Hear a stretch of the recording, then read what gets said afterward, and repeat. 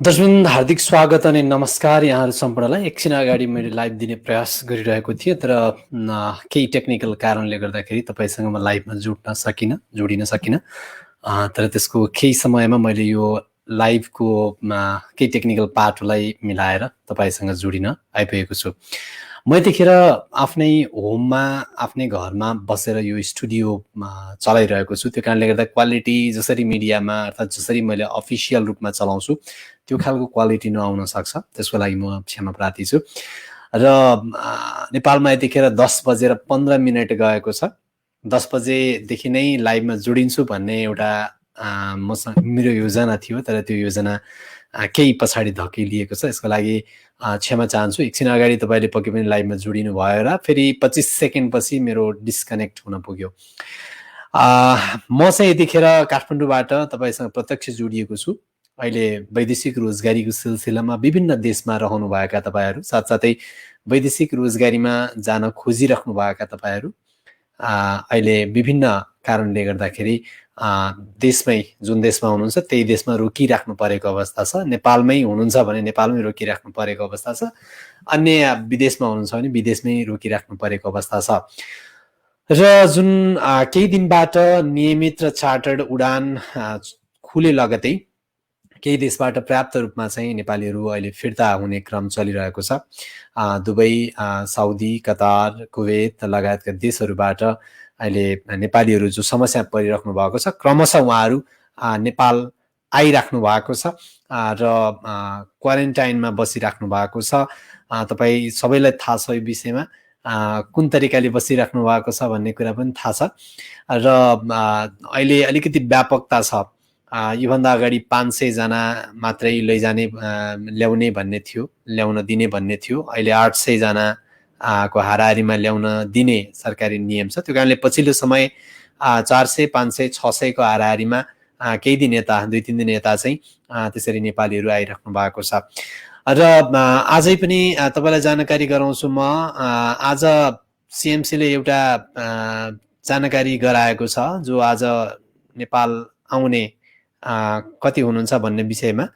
यो सन्दर्भमा आज 5वटा फ्लाइटबाट, 5वटा उडानबाट, विशेष साउदी अरेबियाबाट हिमालय एयरलाइन्सको उडान बाट चाहिँ टोटल 154 जना नेपाली नेपाल स्वदेश आउनु भएको छ।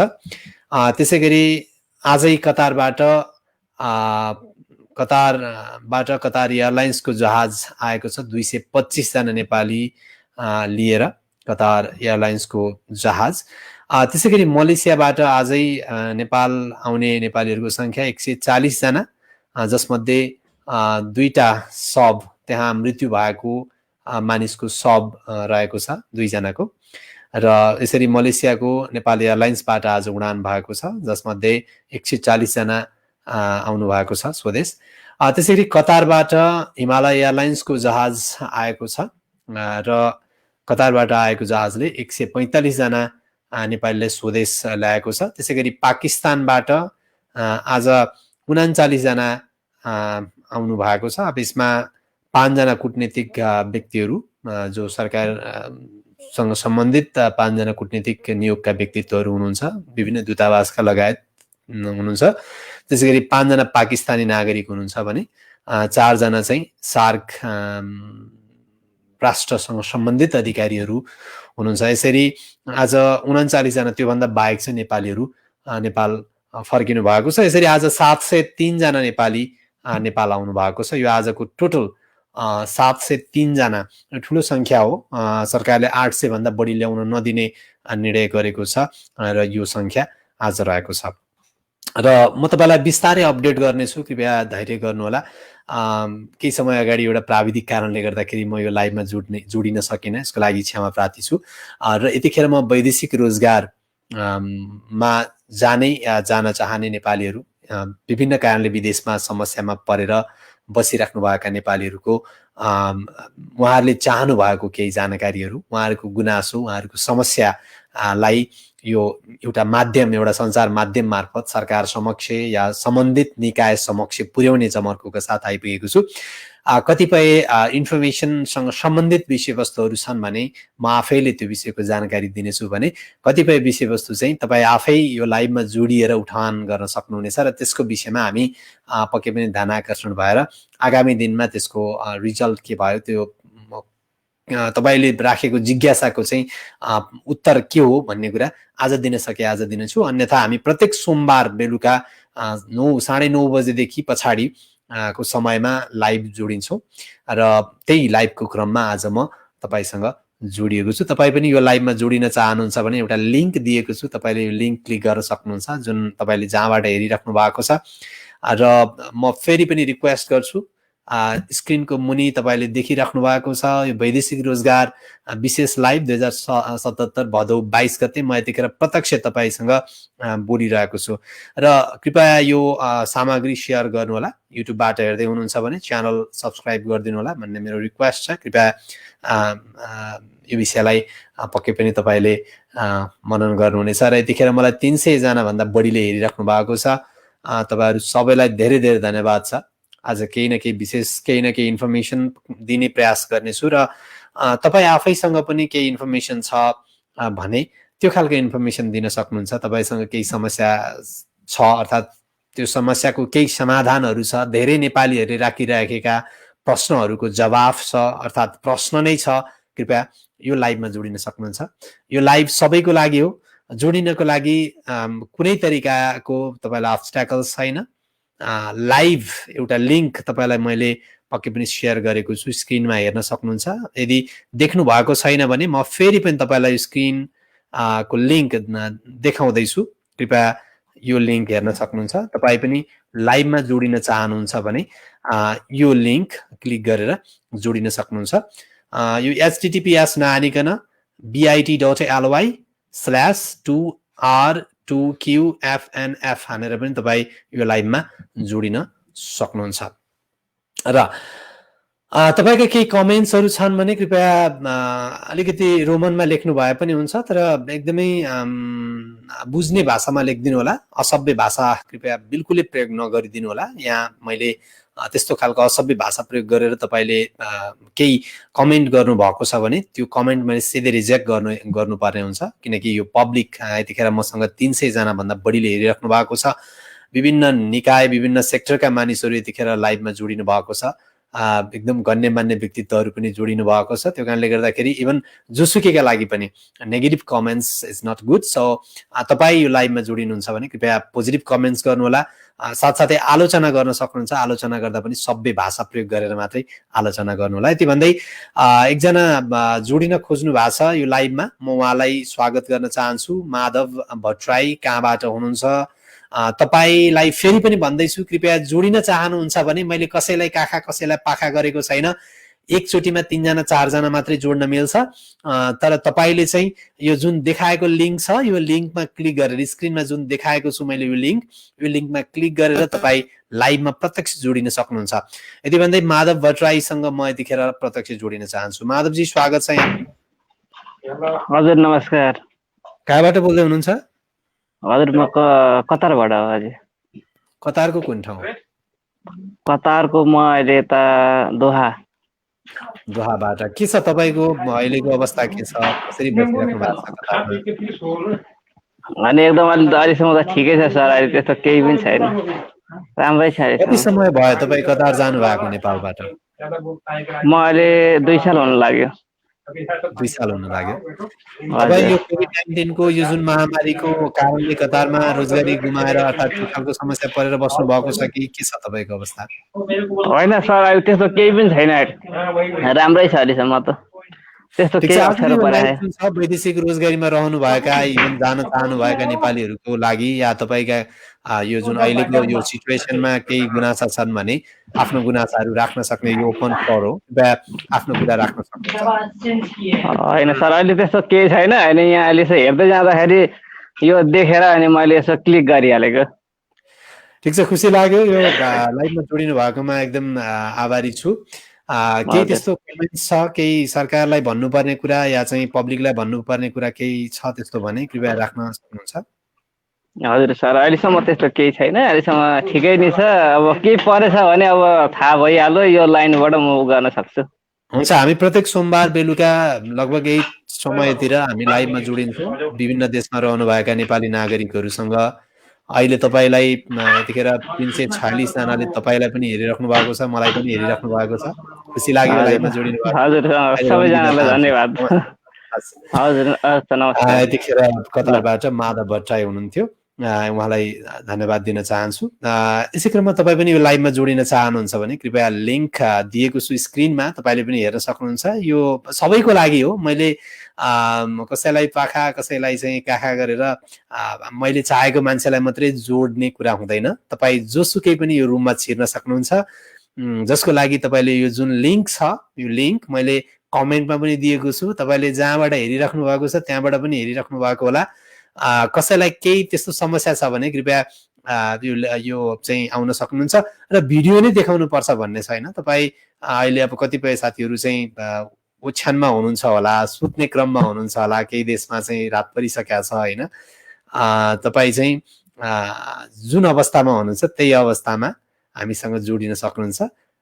अडियो चाहिँ म्युट नगर्नु होला, भिडियो म्युट गर्दा पनि केही समस्या पर्दैन।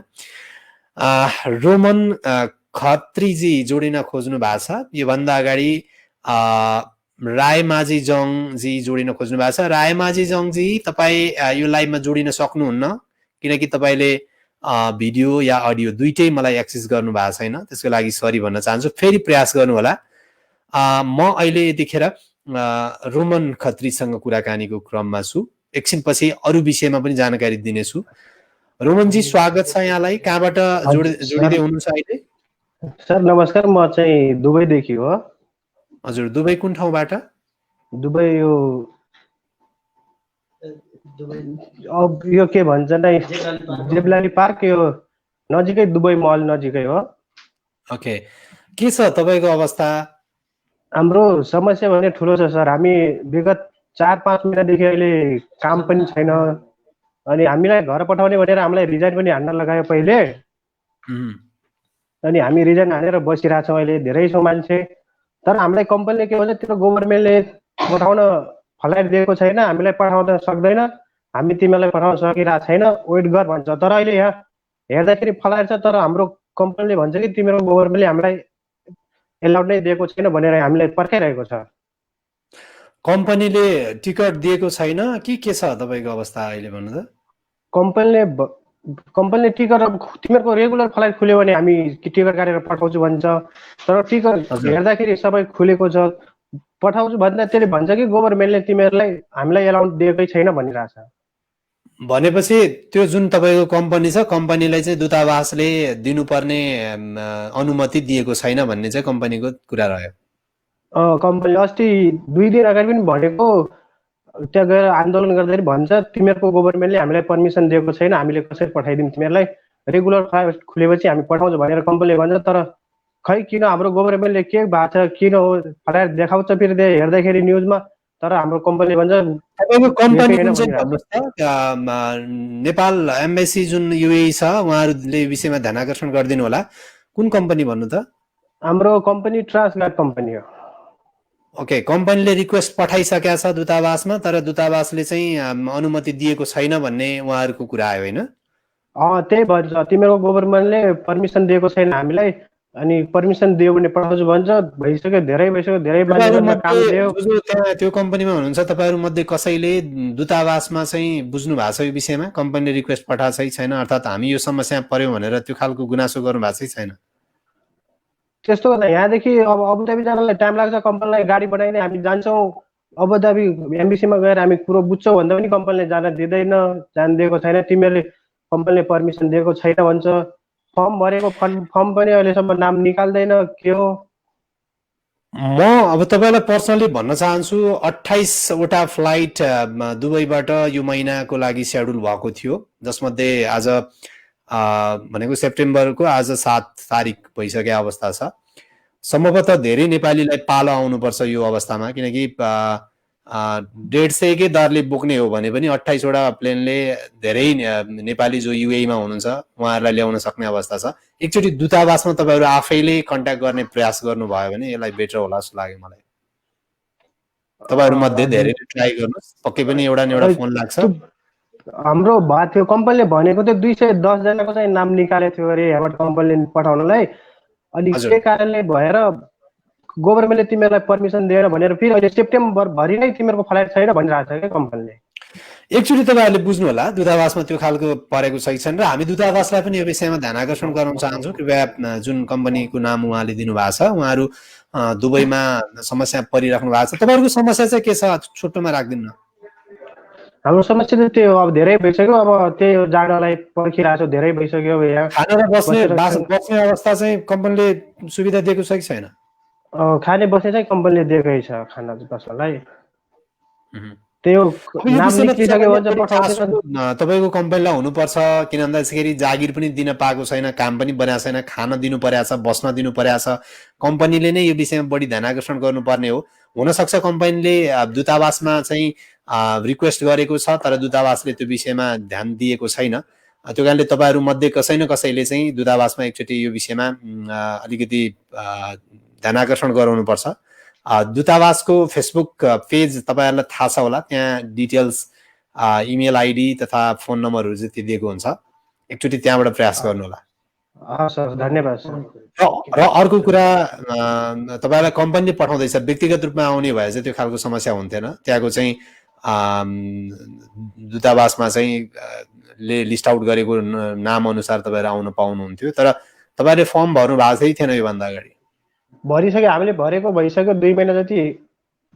कतिको नाम आएर पनि अब दूतावासले त्यसको रिप्लाई पठाएको छैन तपाईहरुलाई? छैन, त्यस्तो केही आएको छैन सर। एकचोटि फेरि रिक्वेस्ट गर्नुस्, नभए भने अर्को साता एकचोटि फेरि हजुरसँग भेट साटी कुरा गर्ने भनिरहेको छन् एकचोटि। हजुर एकैछिन होल्ड गरे त पहिले त्यसो भए यसमै बस्नुस्, म अरु साथीहरु हुनुहुन्छ उहाँलाई पालो दिएर तपाईसँग फेरि आउँछु है त। हेलो सर, नमस्ते सर। नमस्ते हजुर नमस्ते, राख्नुहोस् तपाईको। हामी विगत लामो समयदेखि हामी काम बिहिन छौं। हामीलाई चाँडोभन्दा चाँडो उद्धारको बाटो वातावरण गरिदिनु पर्यो। हाम्रो यो कुरा सम्बन्धित निकायसम्म, जो कि हाम्रो अहिले हेर्नुहोस् 8 महिना एटलिस्ट 8 महिना भयो काम नभएर हामी त्यतिकै बसेको। जब कोरोना स्टार्ट भयो तबदेखि हामी उसमा छौँ। अब नेपाल यहाँ कम्पनी त ल ठिक छ, कम्पनी त घामडै भयो, त्यसैमाथि कम्पनी नेपाल सरकार पनि एटलिस्ट यत्रो दुःख पाएर मान्छेहरू विगत लामो समयदेखि बसिरहेका छन्, तिनलाई न्यूनतम मूल्यमा भाडा दरमा राम्रोसँग उद्धार हुने क्रममा त्यो नभएर सरकारले पनि यो कम्पनी भन्दा नि गए गुज्रिया त एउटा हाम्रो नेपाल सरकार रहेछ। एटलिस्ट दुःखमा परे नेपाली यत्र छन्, विगत दुबई मात्र हैन हरेक कन्ट्रीमा छन्। यो दुबई मात्र जोड्न चाहन्न कि हरेक कन्ट्रीमा छन्। यिनीलाई राम्रोसँग उद्धार गर्नुको साटो भाडा सरी कति माथि डबल ट्रिपल चौबल छ। एक त भाडा दर हामी पनि आफै टिकट काटेर आउन सक्दैनौँ कि विगत, किनकि हामीलाई पनि आश थियो काम दियो भने खुल्यो भने चाँडै गरौँ न, तर खुलेन, 8 महिना भइसक्यो अझै खुलेको छैन। त्यसैमाथि भाडा दर मूल्य सुन्दाखेरि आफै बेहोस हुने जस्तो मूल्य छ। हामी कसरी यहाँबाट उम्किन चाहन्छौँ? यो कुरा सम्बन्धित निकाय कोसम्म पुर्याउन सकिन्छ त्यहाँसम्म पुर्याइदिएर चाँडो भन्दा चाँडो हरेक कन्ट्रीबाट, युएई लगायत हरेक कन्ट्रीबाट जति दुःख पाएका नेपालीहरू छन् कि होइन त्यो विदेशमा गएको नेपाली होइन त्यो हामी चाहिन्न भन्न पर्यो। होइन पनि हो, जनता हो, चाहिन्छ, पछिलाई पनि जनता काम लाग्छ भन्ने सोच्यो भने सरकारले त्यो गर्न पाए राम्रो हुन्थ्यो सर है। तपाईँ पनि त्यही कम्पनीमा काम गर्दै हुनुहुन्छ? हजुर, हामी पनि यही कम्पनीमा आबद्ध छौँ। अब हामी म लगायत हामी यहाँ लगभग 200-250 जना भन्दा बढी छौँ। अब यो गिनेर साध्य छैन, धेरै छौँ। हाम्रो कम्पनीको नाम टास्गार्ड हो। यो दुबईको सबभन्दा ठुलो सप्लायर हो। यो कम्पनीमा कम्पनीको नाम पुरा भन्नुस् त। कम्पनीमा Transguard group. Okay, Transguard security company. हजुर हजुर, यो सप्लायर अगाडि पनि आएको थियो, यो विषयमा मैले नै उठान गरेको थिएँ, अलिकति अगाडि हो त्यो चाहिँ। हजुर, ट्रान्सगार्ड सेक्युरिटी कम्पनीको विषयमा त्यहाँ चाहिँ अर्कै ठाउँमा होला सायद, तपाईँहरूकोमा त्यो समस्या थियो कि थिएन त्यतिखेर? पहिलेदेखि आन्दोलन थियो है तपाईँकोमा? हजुर, हामीले अब अस्ति केही दिन अगाडि पनि अब यो के अरे हामीलाई भन्छ कि चार्टर गर्न भन् तेरो सरकारलाई, हामीले त्यसलाई सबैलाई पठाइदिन्छौँ भन्छ। अब यताबाट सरकारको फ्लाइट छ, नियमित नभए होइन, नियमित फ्लाइट छ, तर यहाँको कम्पनीले आनाकानी गर्छ, तेरो फ्लाइट छैन भन्छ, गर्छ। अस्ति पनि हामीले धेरै गएर आन्दोलन गरेर गराएको हौँ। अब खै यो कुरा हाम्रो ध्यान आकर्षण मात्रै गराउन सक्छौँ अहिले यतिखेर युएई दूतावासलाई, र सम्भवतः अहिले फ्लाइट रोकिएको अवस्था छैन, दैनिक एउटा फ्लाइट दैनिक जस्तो आइराखेको अवस्था छ। त्यो कारणले एज सुन एज पोसिबल तपाईँहरूको छिट्टै नेपाल तपाईँहरूलाई ल्याउने प्रयास हुनेछ। कृपया एकचोटि आफैले पनि बुझ्नु होला। बुझिरहेका छौँ, 8 महिनादेखि बुझिरहेको, खै नेपाल सरकारले पनि कस्तो जनताले चासो नदिएको। जनता एक त भोकले मरिरहेको छ, यता पनि खाना पाउन छैन, त्यतिकै मान्छे एक साथ खाएर पनि खबुज खाएर पनि मान्छे दिन टारेको देखिया छ हेर्नुहोस् है यो कन्ट्रीमा, दुबईमा। यस्तो बेलामा मान्छे धन भाडा न्यूनतम हुने बेला धन अधिक गरिदिरहेको छ यो सरकारले पनि। खै के गर्न खोज्या, नेपाली जनतालाई मार्नै खोज्या हो कि मारुन्, बरु होइन चाहिएन जनता भन्न त भने त्यही गर्ने अनुसार गरे हुन्थ्यो। होइन भने चाँडोभन्दा चाँडै सम्बन्धित निकायसम्म हाम्रो मेसेज जाओस् र हामीलाई चाँडैभन्दा चाँडै उद्धारको बाटो गरोस्, नेपाल दुबई लगायत हरेक कन्ट्रीबाट। हस् रोमनजी, म तपाईँसँग छुट्न चाहे यतिखेर, म तपाईँको विषयमा एकछिनपछि कुरा राख्नेछु।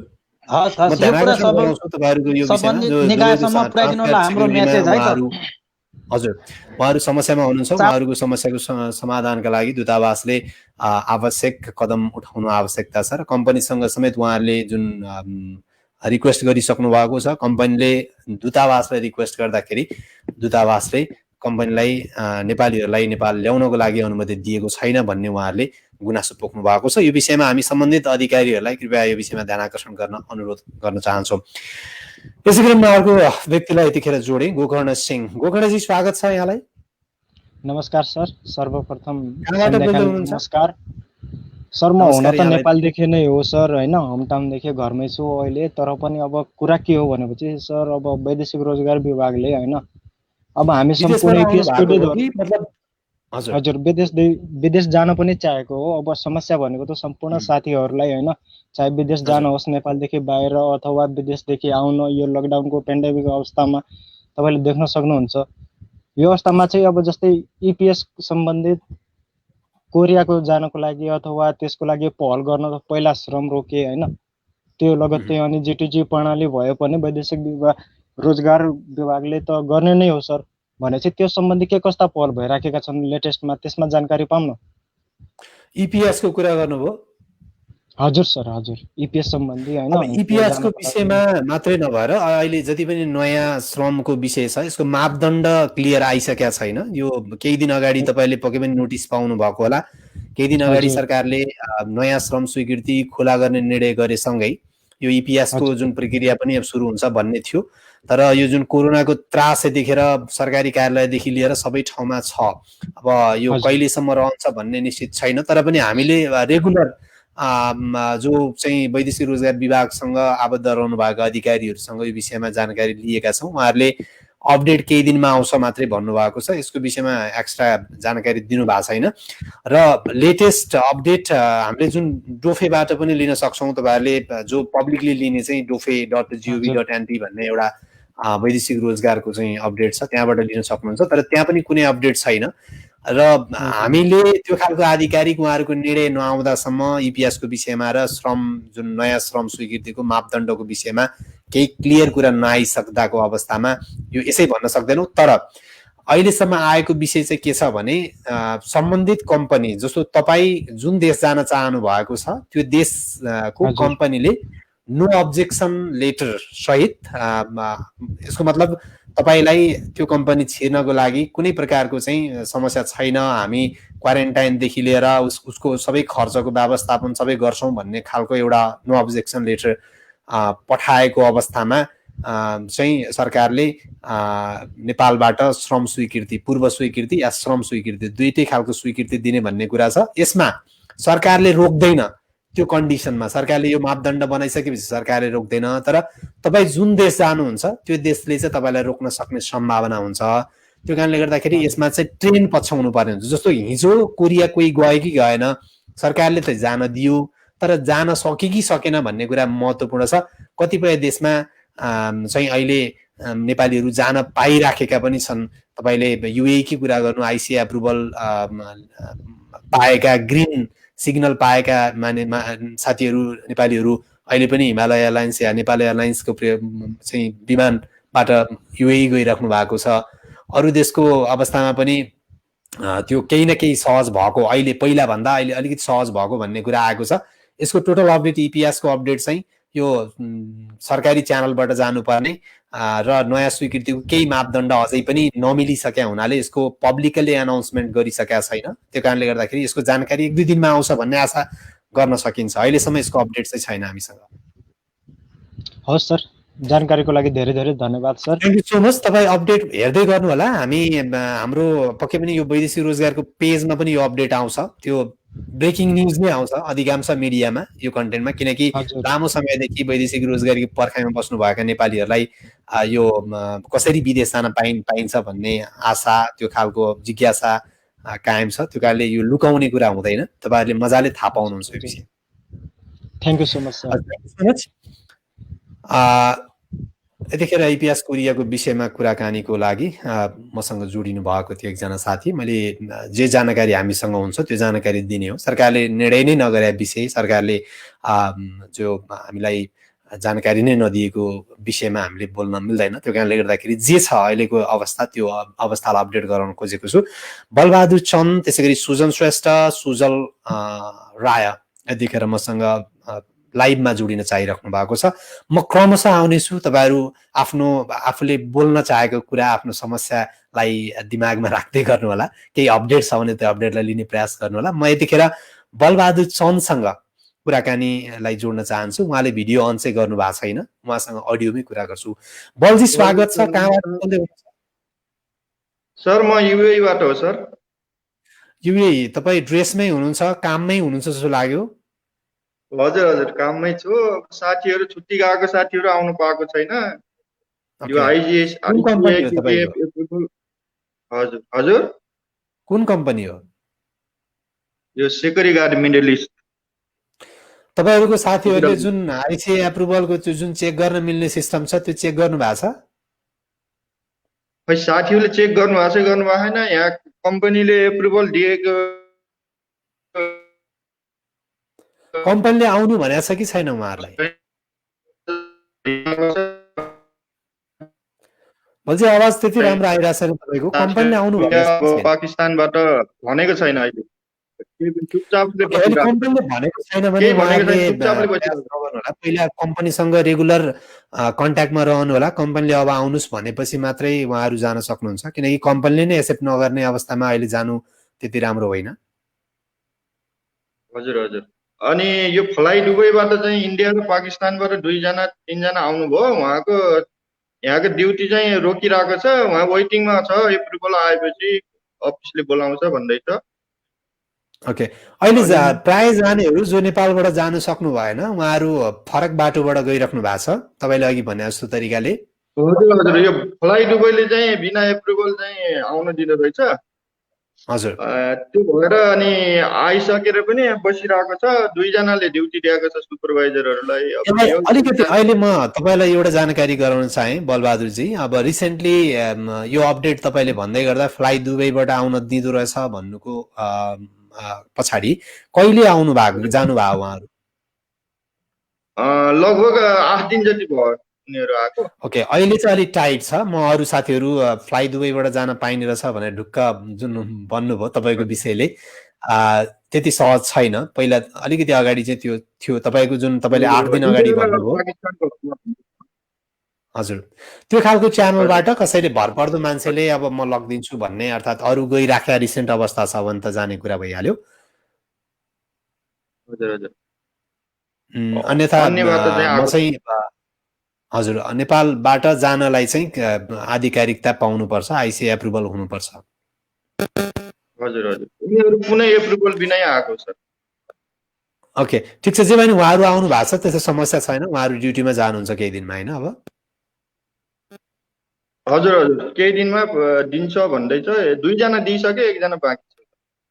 ओके, अनि तपाईँको चाहिँ नि अवस्था के छ त्यहाँ कम्पनीमा काम पाइराख्नु भएको छ यो कोभिड-19 को यो जुन चरणमा पनि राम्रै छ राम्रै छ सर हाम्रो उहाँसँग कुराकानी गर्दै थिएँ उहाँको लाइन डिस्कनेक्ट भएको छ अलरेडी मसँग सुजन श्रेष्ठ हुनुहुन्छ सरी सिजन श्रेष्ठ अन्य नमस्ते यहाँलाई स्वागत छ म एकैछिन थोरै कुरा गर्छु अरू साथीहरूलाई जोड्नको लागि बिस्तारै अरू साथीहरू पनि जोडिन सक्नुहुन्छ यो लाइभमा आजको विशेष लाइभ तपाईँहरूकै कुरा सुन्नको लागि हो मैले कसैलाई काखा कसैलाई पाखा गरेर तपाईँहरूको लाइन डिस्कनेक्ट गरेका छैन कृपया जो आउन चाहनुहुन्छ एउटा लिङ्क दिएको छु मैले त्यो लिङ्कमा क्लिक गरेर आउन सक्नुहुन्छ स्वागत छ सिजनजी कहाँबाट बोल्दै हुनुहुन्छ म लेबनन बेरुतबाट छ बेरुत ओके के छ लेबनानको अवस्था नेपाल आउने प्रयास गर्दै आउनु नपाउनु भएर गुनासो पोख्न आउनुभयो क्या हो एकदम गुनासो अस्ति हजुरसँग कुरा भएको थियो नि हाम्रो यहाँ लेबननको बारेमा हजुर पहिला तपाईको अब यो विषयमा मैले आज मात्रै अपडेट लिएको थिएँ एउटा ट्राभल एजेन्सीसँग है तपाईको विषयलाई सम्झेरै मैले लिएको थिएँ तपाई मात्रै हैन अरू धेरै साथीहरू हुनुहुन्छ त्यो तरिकाले जसो इनबाउन्ड र आउटबाउन्ड भन्छ यसलाई जसो इनबाउन्ड भने चाहिँ नेपालबाट डाइरेक्ट फ्लाइट जहाँ जहाँ पुग्छ त्यहाँ समस्या परेका नेपालीहरू आउन सहज अवस्था छ अहिले तर तपाईँ जस्तो जो आउटबाउन्ड जस्तो डाइरेक्ट लेबनान फ्लाइट हुँदैन नेपालबाट हैन त्यहाँ चार्टर फ्लाइटको पनि लिस्ट छैन नियमित उडानको पनि लिस्ट छैन तपाईहरु जस्तोलाई चाहिँ समस्या परिराखेको छ यो अवस्थामा के गर्न सकिन्छ भनेर मैले ट्राभल एजेन्सीसँग बुझ्दा उहाँहरूले आउटबाउन्ड पनि अब आउन मिल्छ आइराख्नु भएको छ टिकटिङ भइराखेको छ अलिकति महँगो चाहिँ हुन सक्छ सर भन्ने तरिकाले कुरा गर्नु भएको छ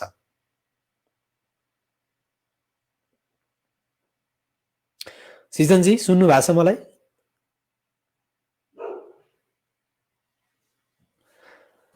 सिजनजीसँग कुराकानी हुँदै थियो तर उहाँको डिस्कनेक्ट भयो एकछिनपछि सिजनजी एकछिनपछि जोडिनु होला म तपाईलाई फेरि पनि जोड्ने छु तपाईको सायद नेटवर्क डिस्कनेक्ट भएको छ म सुजल रायसँग यतिखेर जोडिन चाहे सिजनजी स्वागत छ फेरि पनि तपाईले अलिकति नेटवर्क डिस्टर्ब आयो यहाँ मैले बुझिन तपाईको कुरा हजुर हजुर तपाईको कुरा मैले बुझेँ सर मेन कुरा भनेको अहिले हाम्रो के छ भने अस्ति 6 तारिखको पनि हाम्रो फ्लाइट थियो त्यो फ्लाइट क्यान्सल भयो फेरि टिकट 13 तारिखको थियो त्यो पनि अहिले क्यान्सल भयो भन्यो किनभने कतार एयरवेजको हामीले टिकट काटेको कतार एयरवेजले अहिले हामीलाई के भन्छ भने हामीले तिमीहरूलाई कता नेपालमा लगेर ल्यान्ड गरिदिनु सक्छ तर नेपाल सरकारले हामीलाई त्यो अनुमति दिएको छैन भन्दै अहिले यस्तो छ तपाईलाई अब सिधै भन्नुपर्दा आज 700 प्लस मानिस अघि पनि मैले अपडेट दिइसकेको छु यो विषयमा 700 प्लस नेपालीहरू आउनुभयो सरकारले 800 भन्दा प्लस नल्याउने भनेको छ र त्यसमा पनि धेरै कुराहरू व्यवस्थापनको चुनौतीहरूको कारणले गर्दाखेरि निश्चित एउटा कोटा तोकिएको त्यो कारणले गर्दाखेरि कतार एयरवेजले त्यहाँबाट नेपालीहरू ल्याउनलाई या चाहिँ कुनै पनि देशबाट नेपाली ल्याउनलाई एउटा अनुमति लिनुपर्ने हुन्छ त्यो चाहिँ अनुमति सरकारले दिएको आधारमा जस्तो यो भन्दा अगाडि नै जुन घोषणा भइसकेको छ त्यसको आधारमा हुने कुरा रहिहाल्यो त्यो कारणले गर्दाखेरि तपाईहरु जो डाइरेक्ट एक्सेस छैन तपाईहरु आउनको लागि प्रयास चाहिँ जारी राख्नु होला तर क्यान्सलको समस्या जुन तपाईले भन्नु भएको छ यो समस्या चाहिँ अहिले आइराखेको छ यो विषयमा हामीले खासै ट्राभल्सहरुसँग पनि जिज्ञासा राखेका छौं यसरी चाहिँ दुःख दिने काम नगर्नु होला सकिन्छ भने ठ्याक्कै निश्चित फ्लाइट निश्चित गरेर मात्रै ल्याइदिनु होला भन्ने खालको रिक्वेस्ट छ हाम्रो हैन उहाँहरुलाई पनि र यो लाइभ जसले हेर्दै हुनुहुन्छ कृपया उहाँहरुलाई पनि एउटा कुरा सर जस्तै पहिला जब यहाँको बेरुतको एयरपोर्ट बन्द हुनुभन्दा अगाडि नै टिकट काटेर बस्नु भएको उहाँ दिदीबहिनीहरु हुनुहुन्छ उहाँहरु त्यतिखेर लकडाउनले गरेर बेरुतको एयरपोर्ट बन्द भयो त्यसपछि नेपाल एयरपोर्ट बन्द भएर उहाँहरु घर जान सकेन त्यतिखेर काम सबै सकेर अब अर्को 2-4 दिनमा फ्लाइट हुन्छ भन्दाखेरि यहाँ पनि एयरपोर्ट बन्द भइहाल्यो त्यसपछि उहाँहरु अहिलेसम्म जानु सक्नु भएन उहाँहरुले 4-5 चोटी टिकट चेन्ज गरिसक्यो यो यतिखेर फ्लाइट हुन्छ भन्छ टिकट चेन्ज गर्छ वेट गरेर बसेछ अब त बस्ने खाने अवस्था नै केही छैन सबको हातमा टिकट छ अनि टिकट भएर पनि जानु पाएन कि सरकारले एउटा यहाँबाट आएको जस्तै कतार एयरवेजबाट जानेले कतारको दूतावासबाट नाम निस्केकोले मात्रै जान पाइने भयो हामी त यहाँ त दूतावास छैन अब कहाँबाट नाम निस्केर जाने सर कहाँबाट नाम निस्केर कुन चाहिँ दूतावासले हेर्छ काइरोबाट हो सर इजिप्टको काइरो ओके इजिप्टमा कुरा भएको छ तपाईहरुको दूतावाससँग इजिप्टमा कुरा भएको छ दूतावासले भन्छ नेपाल सरकारले फ्लाइट दिएको छैन फ्लाइटको लागि हामीले भनिरहेछौँ उहाँबाट सरकारले तोकेको छैन कि लेबनानबाट आउने उहाँबाट आउने नागरिकहरूलाई लिएर आऊ भनेर त्यही स्वीकृति नदिएर मन्त्रीमण्डलबाट त्यही स्वीकृति नदिएर मात्रै गाह्रो भइरहेछ सर।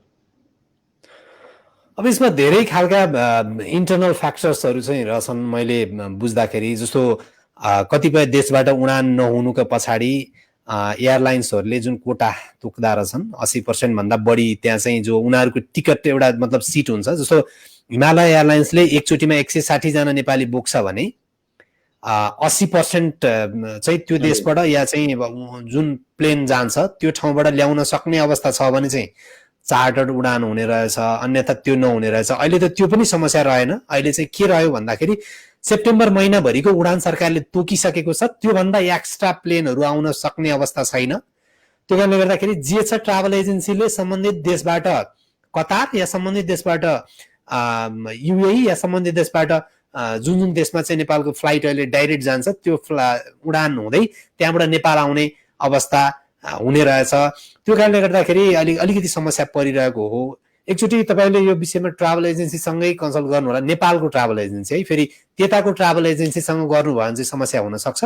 नेपालको ट्राभल एजेन्सीसँग गर्नुभयो भने चाहिँ कस्तो हुन्छ भने जस्तो तपाईँ लेबनानबाट कुनै एउटा दिन कतार आइपुग्नुहुन्छ अनि कतारमा आइसकेपछि त्यो यहाँबाट नेपालबाट गएको प्लेनबाट नेपाल आउन सक्ने चान्सहरू हुन सक्छ। जस्तो अहिले हिमालय एयरलाइन्सको 145 सिट या 160 सिट 59 सिटको प्लेन अहिले बिजनेस क्लास र इकोनोमी क्लासलाई एउटै बनाएर 180-185 जना अट्ने बनाइरहेको भन्ने हामीले सूचना पाएका छौँ। कति यो पुष्टि हो, मैले यो आधिकारिक स्रोतबाटै पाएको हुनाले यसलाई पुष्टि नै होला भन्ने चाहन्छु।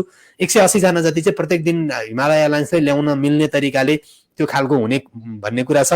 त्यस्तो अवस्थामा चाहिँ यदि एयरपोर्टमा तत्कालै 2 जना 3 जना मान्छे तत्कालै चाहिँ क्यान्सल हुन सक्ने, अर्थात् चाहिँ त्यहाँ जस्तो 150 जना आज लाने भनेर निश्चित भाव हुन्छ, तर केही न केही कारणले चाहिँ 2 जना 4 जना चाहिँ त्यो एयरपोर्टबाट नेपाल आउन नमिल्ने हुनाले त्यस्तो अवस्थामा चाहिँ त्यहाँ कोही अरू छ भने उहाँहरूलाई नेपाल ल्याउने सम्मको त्यो खालको काम भइराख्या भन्ने चाहिँ ट्राभल एजेन्सीका चाहिँ अधिकारीहरूले भनिराखेको अवस्था छ। त्यो पनि एउटा चान्स हुन सक्छ। एकचोटि नेपालबाट काम गर्ने जति पनि ट्राभल एजेन्सी एकदम रिस्कीमा भयो सर। त्यो त 50-50 मा भयो कि कन्फ्युजमा भयो। यहाँबाट हामी टोटल अहिले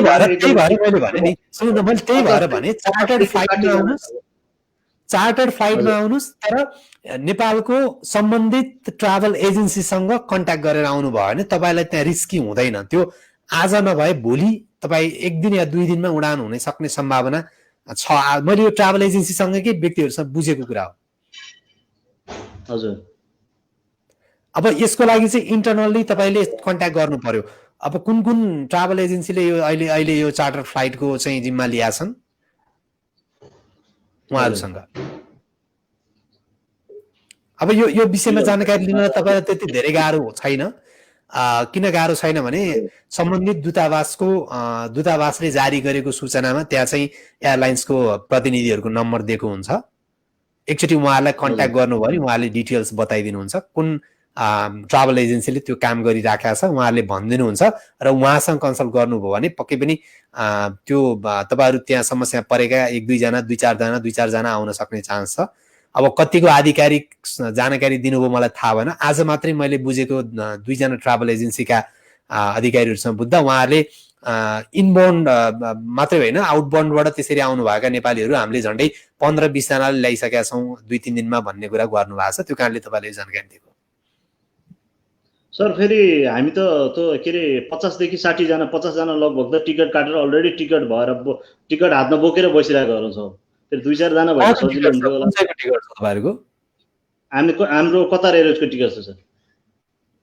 ओके, कतार एयरवेजको टिकट छ भने अब त्यो त्यति राम्रो एउटा एयरवेजले भोलि रिफन्ड नगर्ला भन्नु चाहिँ नपर्ला के छ। एकचोटि त्यही पनि कतार एयरवेजसँग कहिलेसम्म उडाउनुहुन्छ निश्चित गर्नुहोस्, अन्यथा हामीलाई टिकटको पैसा फिर्ता गर्नुहोस्, हामी अर्को वेबाट जान्छु भनेर एकचोटि रिक्वेस्ट गर्नुभयो भने बेटर होला। होइन उसले त भनेछ गभर्मेन्टले यदि अनुमति दियो भने तिमीहरूलाई एनी टाइम जुनै डेटमा पनि पिकअप गर्नु सक्छ, लगेर वहाँ के अरे नेपाल उता काठमाडौँमा ल्यान्ड गरिदिनु सक्छु भनिरहेको छु। मात्रै गभर्मेन्टबाट एप्रुभ लि भन्छ। अब त्यही भएर हो त गाह्रो छ मेन कुरा। त्यही गभर्मेन्टको एप्रुभको कुरा कारणले ओके, अब यहाँ ठुलो रिक्वेस्ट गर्नुपर्ने भयो त्यसो भए त यहाँनिर, किन भन्दाखेरि अहिले यतिसम्म चाहिँ यो मैले भन्न मिल्ने नमिल्ने भनिनँ, जे भयो नि यति यथार्थता हो। धेरै यो भनौँ न धेरै नेताहरूलाई, धेरै चाहिँ नेपालका चाहिँ जो सोर्स फोर्स लगाउने मान्छेहरूले मात्रै अहिले विभिन्न देशबाट उडान गर्न सकेको भन्ने गुनासोहरू आइराखेको छ होइन। अब यो तपाईँले भनेको कुरा त ठ्याक्कै यतातिर मिल्ला जस्तो लाग्यो मलाई। दूतावासले नै पहल गर्दाखेरि र त्यहाँ कोटा पुग्दाखेरि पनि आउन नसक्ने कन्डिसन हो भने त कतिजना हुनुहुन्छ त्यहाँबाट? अहिले हामी लगभग 50 जना चाहिँ टिकट अलरेडी छ। टिकट अलरेडी भएर अस्ति हिजो 6 तारिक उठ्नुपर्ने 33 जना थियो, दिदीबहिनीहरू 33 जना हुनुहुन्थ्यो, उहाँहरू पनि क्यान्सल भयो। त्यसपछि हाम्रो 15 तारिक गरेर लगभग हामी 50 को छौँ। अहिले अझै थपिँदैछौँ, लगभग 60 पुग्छ जस्तो लागिरहेछ एक्ज्याक्टली। ओके, अब यो विषयमा चाहिँ तपाईँहरूले एयरवेजसँगै कुरा गर्नु होला। यो मैले यहाँबाट ध्यान आकर्षण गराउन मात्रै सक्छु नेपाल सरकारलाई। लेबनानबाट अहिले समस्या पर्नुभएका नेपालीहरूले जुन खालको योभन्दा अगाडिदेखि नै कतिजना आउनुभयो अहिलेसम्म थाहा छ त्यहाँबाट? यो लकडाउन भएपछि कोही पनि आउनु भएको छैन नेपाल? कोही पनि आउनै पाएको छैन सर। कतिजना एयरपोर्ट पुगेर त्यसपछि तेरो आज टिकट क्यान्सल छ भनेर फ्लाइ दुबईकोहरू रहेछ, उहाँहरू त कोहीले त हिजो फोन गर्नुभएको थियो, उहाँहरू त एयरपोर्ट पुगेरै फर्केर आउनु भएको छ। सब लगेज सबै सब बोकेर गएर एयरपोर्ट गएर तेरो यो फ्लाइट छैन भनेर पठाइदिएछ, त्यस्तो समेत भएको छ। ठिक छ सृजनजी, हामी ध्यान आकर्षण गराउँछौँ यो विषयमा। लेबनानबाट आउनुपर्ने विषयमा हामी कन्टेन्ट पनि लेखौँला, समाचार पनि लेखौँला, र as soon as possible Qatar एयरवेजको प्लेन पनि आउँछ अहिले। हजुर, एकदम धन्यवाद सर त्यसको लागि त।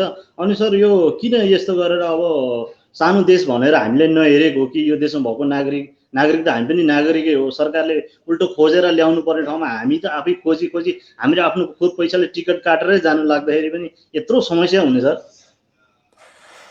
यही त यो प्रश्न चाहिँ मैले पनि राख्नुपर्ने प्रश्न हो, तपाईँले राखिराख्नु भएको छ है।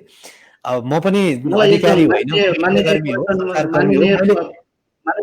पर्यटन मन्त्री योगेश भट्टराईसँग म यही कुरा राख्न चाहन्छु कि मेन कुरा भनेको उहाँको नम्बर यदि पायो भने म उहाँलाई डाइरेक्ट कल गरेर यही भन्ने छु म।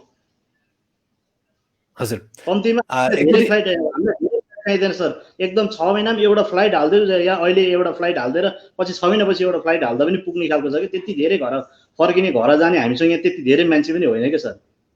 ओके, एउटा रिक्वेस्ट, एउटा सुझाव दिएँ तपाईँहरूलाई। ccmc.gov.np मा गएर त्यहाँ चाहिँ डाइरेक्ट आफ्नो गुनासोहरू राख्न मिल्ने एउटा अवस्था छ, इमेल पनि गर्न मिल्छ। इभन तपाईँ एकजनाले मात्रै गरेर भएन, कम्तीमा 10वटा 15वटा 20वटा 25वटा मेल आउनु पर्यो। यहाँ त अहिले ठुलो फोर्स आउनु पर्ने छ, अनि मात्रै फ्लाइट स्वीकृत भइरहेको छ।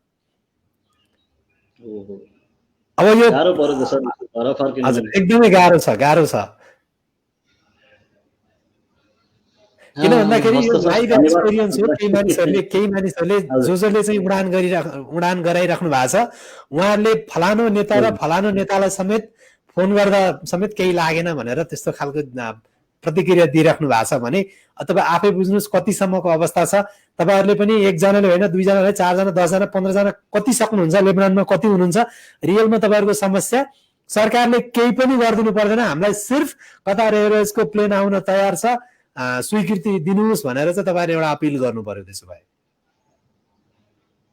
हो त्यही गर्नु पर्ला सर। अब CCMC मा मलाई त माननीय मन्त्रीको नम्बर भयो योगेश भट्टराई सरलाई, उहाँलाई कल गर्थ्यो म डाइरेक्ट, किनभने यत्रो समस्या।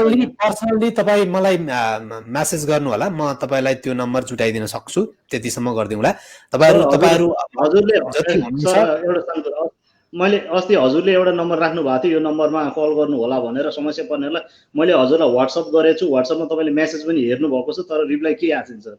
एउटा नम्बर तपाईँले यहीँ लेख्नु भएको थियो स्ट्याटसमै। ओके, फेरि पनि एकचोटि गर्नु, म अब चाहिँ हेर्छु एकचोटि है। त्यो धेरै आएको छ कि मलाई यो एकचोटिमा एकै दिनमा 160-170वटा मेसेज आउँछ। अब धेरै खालका कन्टेन्टहरू एकचोटि फेरि गर्नु होला, म हेर्छु। त्यसमा म लाइभमा आएको थिएँ भनेर पनि मलाई ध्यान आकर्षण गर्नु होला, लेबनान भनेर। म त्यो विषयमा तपाईँलाई त्यसैमा म रिप्लाई गर्छु। हस् सर, हस् हस्, तपाईँको त्यो व्हाट्सएप नम्बर म त्यसमै गर्छु। हस् सर, हुन्छ हुन्छ, हस्, नमस्ते। यतिखेर सृजन श्रेष्ठ हुनुहुन्थ्यो। लेबनानमा परेको समस्याको विषयमा उहाँले जानकारी गराउँदै हुनुहुन्थ्यो। विभिन्न देशमा जो आउटबाउन्ड कन्ट्रीहरू छ, सरकारले अन्याय गरेको भन्ने विषय छ, जहाँबाट डाइरेक्ट फ्लाइट भइराखेको छैन, तर त्यहाँ समस्यामा परेका नेपालीहरू हुनुहुन्छ। र एउटा कुरा के पनि हो भने समस्या सबै ठाउँमा उस्तै हो, मात्रै क्वान्टिटी थोरै र धेरै भन्ने कुरा मात्रै रहने कुरा भयो। जस्तो कि केही देशमा 10,000 को संख्यामा नेपालीहरू समस्या पर्नु भएको छ भने केही देशमा 10 जना मात्रै। तर व्यक्तिगत रूपमा गएर हेर्ने हो भने समस्या सबैको लागि 100% हो, चाहे त्यो 10,000 व्यक्ति भएको समस्या परेका नेपालीहरू भएको ठाउँ होस्, चाहे 10 जना मात्रै किन्न होस्, किनकि समस्या परेकाहरूलाई त्यो 100% समस्या हो। सरकारले कसरी हुन्छ त्यो इनबाउन्ड मात्रै नभएर आउटबाउन्ड कन्ट्रीहरूमा पनि सम्पर्क गरेर उहाँहरूलाई कुनै न कुनै च्यानलबाट नेपालसम्म ल्याउने, नेपालसम्म आउन सक्ने व्यवस्था गरिदिनुपर्छ। त्यसको लागि चाहिँ हामी सम्बन्धित निकायसँग यो विषयको ध्यान आकर्षण गराउन चाहन्छौँ। इभन CCMC, इभन नागरिक उड्डयन मन्त्रालय जो योगेश भट्टराई मन्त्री भएको मन्त्रालय छ, उहाँहरू समेत सबैलाई। यतिखेर सुजल राय हुनुहुन्छ, अघिदेखि होल्डमा हुनुहुन्छ। म उहाँसँग यो लाइभमा कुराकानी गर्नुभन्दा पहिला तपाईँ आफ्ना जिज्ञासाहरू, केही जेन्युन जिज्ञासाहरू छ भने कृपया यो लाइभमा जोडिन सक्नुहुन्छ, जसको लागि लिङ्क दिएको लिङ्कमा क्लिक गरेर आउनु होला। यतिखेर सुजलजीसँग म कुराकानी गर्न चाहे। सुजलजी स्वागत छ। सर नमस्कार। कहाँबाट बोल्दै हुनुहुन्छ? म साउथ अफ्रिकाबाट भन्नु पर्यो सर, सिसेल भन्ने ठाउँमा छु साउथ अफ्रिका। ओके, तपाईँको विषय पनि अघि एकजना साथीले राखेकै तरिकाको हुनसक्छ, मैले गेस गरेँ। हो सर, त्यस्तै हो। जब यहाँबाट फ्लाइट दिएको छैन, टिकट काटिसक्नु भएको छ? टिकट तपाईँको काट्नु भन्दा नि होल्ड गरेर राख्यो, जहिले रिफन्ड हुन्छ सर। तपाईँको काट्नु जानु अगाडि 2 दिन अगाडि 3 दिन अगाडि मात्र टिकट लिने हाम्रो चाहिँ ऊ छ यहाँको ट्राभलले त्यसरी दिन्छ टिकट।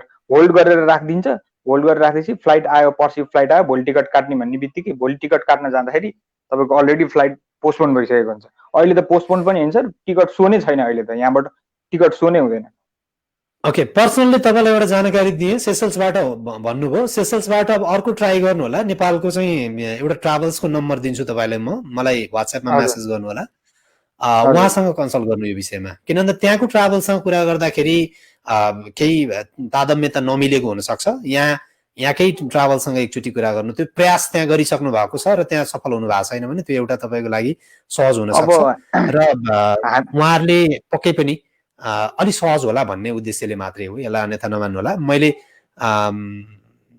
आज मात्रै कुरा भएको थियो, सेसल्स लगायत जो देशबाट आउन चाहनुहुन्छ, अफ्रिकाबाट अरू अफ्रिकन कन्ट्रीबाट आउने हुनुहुन्छ भने मलाई सम्पर्क गराइदिनुहोस्, म उहाँहरूको समाधान गर्छु भनेर एकजना सरले भन्नुभएको छ। म तपाईँलाई उहाँको डिटेल्स दिन्छु, उहाँसँग एकचोटि फोन गरेर कुरा गर्नुभयो भने बेटर होला। अनि सर हामी यहाँ अड्केको तपाईँको मार्चदेखि अड्केको, अहिलेसम्म हामी यहाँ अड्कै छौँ। हामीले सम्बन्धित निकायमा पनि कुरा पुर्यायौँ, तर त्यहाँबाट पनि केही रेस्पोन्स आएन सर। ओके, अब यो यस्तो छ, अहिले तपाईँहरू त्यो जुन देशमा हुनुहुन्छ त्यहाँ थोरै नागरिक छ, थोरै नागरिक भएको ठाउँमा प्लेन आउन मानिराखेका छैन। सरकारले चाहेर पनि त्यो त्यहाँबाट चाहिँ नेपालीहरूलाई ल्याउन नसकेको भन्ने खालको कुरा आएको छ। एक तरिकाले सरकारले यो जुन कोभिड-19 को कारणले समस्या परेका नेपालीहरूलाई तपाईँले देखिराख्नु भएको छ।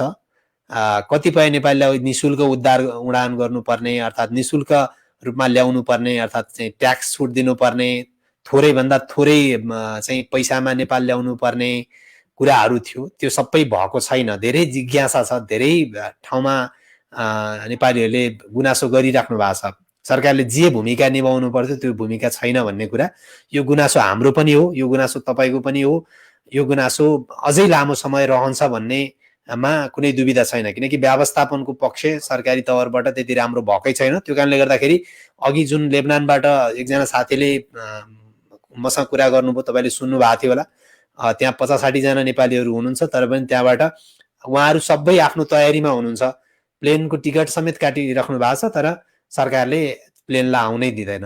किन भन्दा पूर्व निर्धारित प्लेनहरू जुन छ सेप्टेम्बर महिनाभरिको लागि जुन स्याड्युल तयार भएको छ त्यही स्याड्युल मात्रै आउने हुनाले यो विषयमा चाहिँ तपाईँले त्यहाँबाट प्रयास गर्दाखेरि सफल नहुन सक्ने अवस्था आइसकेको छ। त्यो कारणले नेपालकै ट्राभल एजेन्सी या नेपालकै सम्बन्धित एयरलाइनसँगै यो विषयमा कन्सल्ट गर्नुभयो भने तपाईँको समस्या समाधान हुन्छ। मैले नेपालको नेपालको मैले ट्राभलसँग कुरा गरेको, यहाँबाट मैले फोन गरेर ट्राभलसँग बुझ्दाखेरि नि ट्राभलले भन्छ त्यहाँबाट आउने त फ्लाइटै छैन, त्यहाँबाट त अहिले त पोसिबलै छैन भन्छ नेपालबाट आउने, ट्राभलले नि त्यसै भन्छ नेपालबाट। अब आज मलाई चाहिँ त्यो थाहा भएन, आज मात्रै बुझ्दाखेरि सेसल्सको नामै लिएर एकजना ट्राभल एजेन्सीको सरले हामी उडाउन सक्छौँ। उहाँ सरको मलाई नम्बर पठाइदिनु न। हुन्छ, हाम्रो यो जुन पेजबाट हेरिराख्नु भएको कि युट्युबबाट हेरिराख्नु भएको मलाई? यो खास चाहिँ मेरो चाहिँ उनी छ तपाईँको ब्राउजरै छ, तर मैले चाहिँ यो अहिले चाहिँ युट्युबबाट फेसबुक पेजबाट नभएर मैले युट्युब पेजबाट चाहिँ तपाईँलाई कनेक्ट गरेको। अहिले अघि रायमाझी जङ सुजल आएको थियो नि, हो त्यो चाहिँ मेरो फेसबुकबाट हो। यो चाहिँ यो सुजल राय चाहिँ म अहिले यता युट्युबबाट कनेक्ट भएको तपाईँ। ओके, ठिक छ। युट्युबमा कमेन्ट छोड्नु होला, म तपाईँलाई युट्युबबाट पर्सनल्ली तपाईँको इमेल आइडी लेखेर छोड्नु होला, म इमेलमा तपाईँलाई नम्बर पठाइदिन्छु उहाँको। हजुर, किन भन्दा यो लाइभ दिनलाई नम्बर मिल्दैन कसैको पनि, त्यो कारणले गर्दाखेरि पर्सनली तपाईँलाई पठाइदिनु होला। उहाँसँग एकचोटि कन्सल्ट गर्नुहोस्, भाइबर होला, उहाँ वाट्सएप होला। उहाँले हामी ल्याउन सक्छौँ भनेर कुरा गरे हुनाले अब अहिले त जसले ल्याउँछ उहाँसँग कन्सल्ट गर्ने हो हामीले पनि, होइन? हजुर, हामीलाई त्यो पैसाको भ्यालु भएन, पैसाको भ्यालु भएन, यत्रो 6 महिना त अड्किसक्यो यता, हामीलाई त्यो पैसाको भ्यालु भएन। जस्ट हामीलाई चाहिँ नेपाल आउनु पर्यो भन्ने हाम्रो चाहिँ धारणा छ। हामी पनि यहाँ छौँ होला, तपाईँको एराउन्ड 80 मोर देन 80 जना छौँ होला। कोहीको कन्ट्र्याक्ट सकेको छ, कोहीको कन्ट्र्याक्ट रिन्यू गरेको छैन, कोहीको टर्मिनेट गरेको छ मान्छेहरू। यहाँ हामी पनि छौँ, तर त्यस्तो खानालाई गर्नलाई अप्ठ्यारो छैन। तर 6 महिना भइसक्यो हामी विदाउट काम चाहिँ बसिरहेको छौँ। ठिक छ, अहिले मैले गरेको एउटा अभियान पनि यो लगभग तपाईँहरू जो विदेशमा हुनुहुन्छ तपाईँहरूको समस्या समाधानकै लागि हो। इभन गुनासो अर्थात् चाहिँ तपाईँहरूको जे छ त्यो हो, हामीले सक्दो प्रयास गर्छौँ। त्यो कारणले गर्दाखेरि नै मैले सोधेको हुँ ट्राभलहरूसँग, तपाईँहरूले उडाउन सक्नुहुन्छ। अब सरकारसँग त कसलाई सोध्नु, पर्सनल्ली सोध्न त्यो हामीले सोध्नै मिल्दैन, सोध्नै सक्दैनौँ, होइन?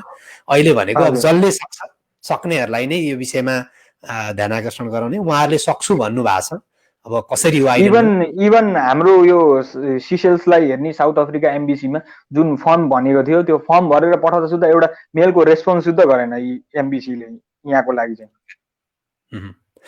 हुनुहुन्छ, तपाईँको गुड न्युज सुन्न पाऊँ म 1-2 दिनमै कन्सल्ट गर्नुहोस्, आफैले फोन गर्नुहोस् सम्बन्धित व्यक्तिलाई। हामी तपाईँलाई म तपाईँको इमेल आइडी पठाउनु भयो भने नम्बर सेन्ड गरिदिन्छु। ए हस् त सर, हस्, धन्यवाद sir. Thank you so much, धन्यवाद। यतिखेर सुजलजी हुनुहुन्थ्यो।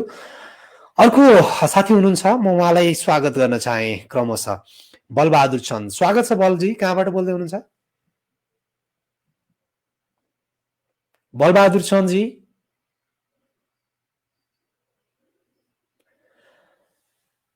ओके, बलबहादुर चन्दजी तपाईँको आवाज आइराखेको छैन।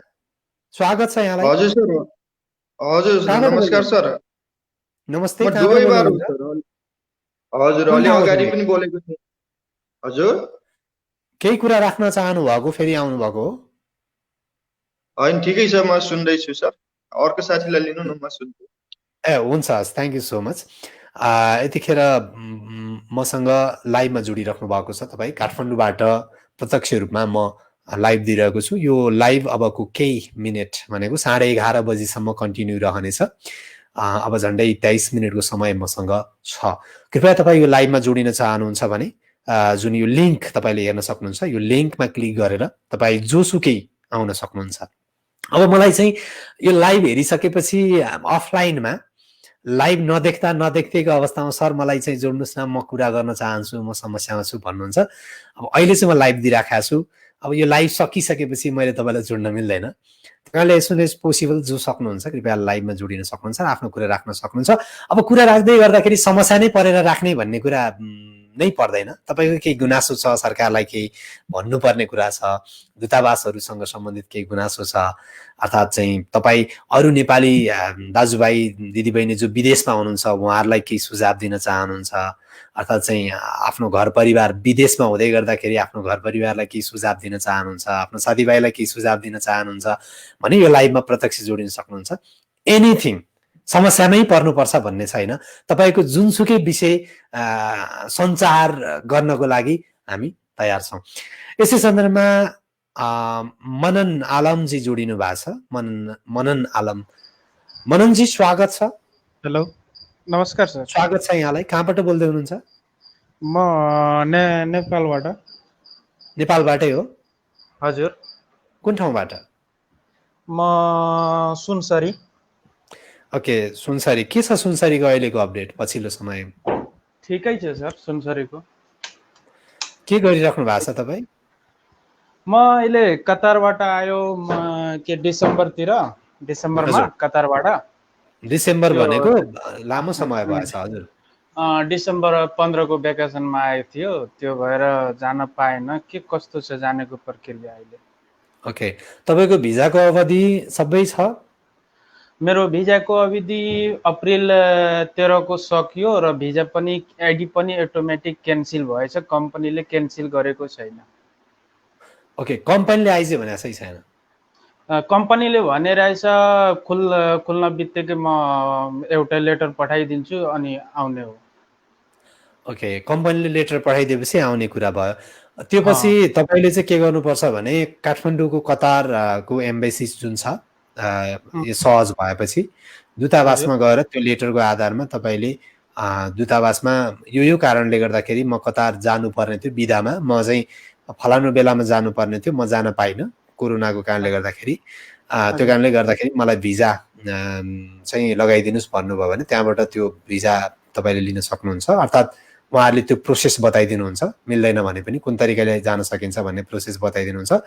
र तपाईँले भिजा पाइसकेपछि अनि कम्पनीको तपाईँलाई जुन लेटर आउनुपर्छ त्यो लेटर आइसकेपछि तपाईँ त्यसैको आधारमा तपाईँ श्रम कार्यालय, अहिले तपाईँ सुनसरी हुनुहुन्छ भने विराटनगरमा श्रम कार्यालय छ, बिदामा आउनेहरूलाई त्यहाँ पनि श्रम हुन्छ। विराटनगरमा भएको श्रम कार्यालयमा गएर र जो भिजा चाहिँ हुनुपर्छ, भ्यालिड भिजा, भ्यालिड पासपोर्ट हुनु पर्यो र कम्पनीसँगको लेटर हुनु पर्यो। त्यो तीनटा कुरा भएपछि तपाईँले पुनः स्वीकृति पाउनुहुन्छ। पुनः स्वीकृति पाएपछि त्यहीलाई देखाएर तपाईँ कतार त्यो खुलेपछि, फेरि अहिले त नपाइन सक्छ, खुलेपछि चाहिँ तपाईँ जान सक्नुहुन्छ।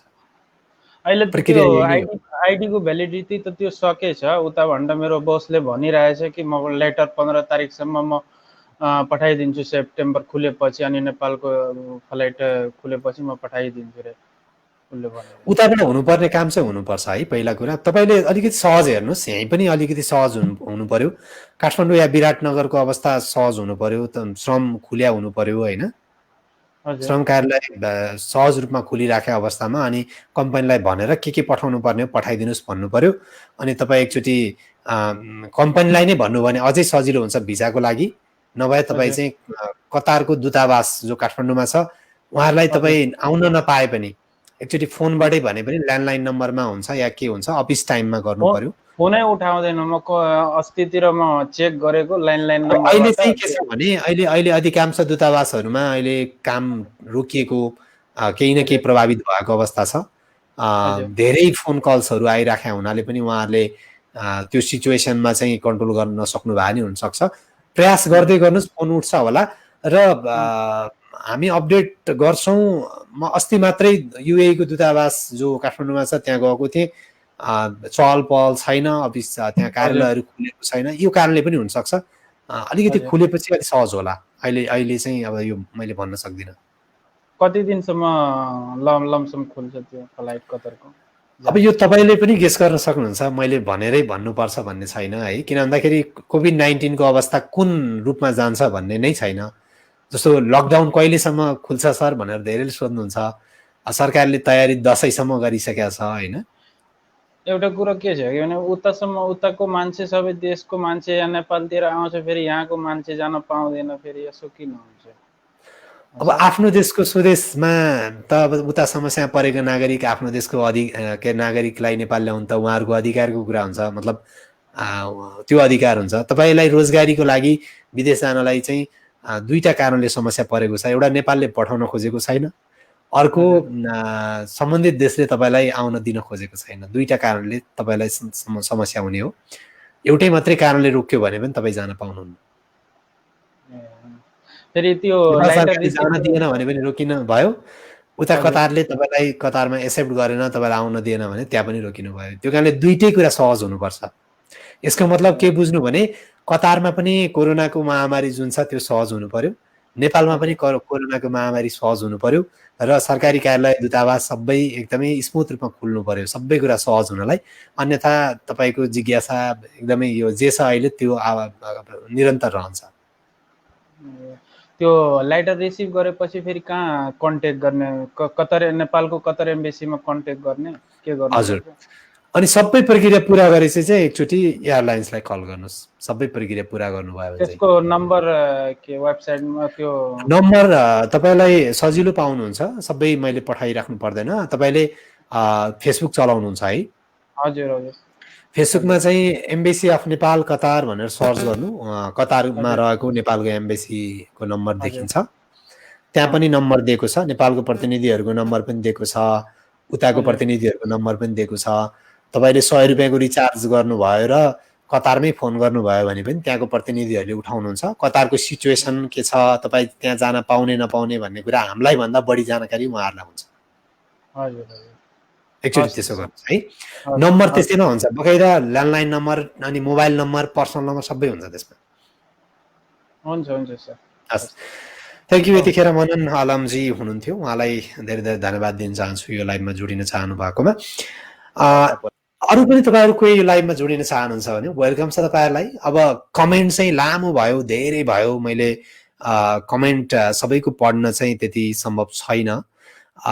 तर तपाईँलाई एउटा आइडी दिन्छु म।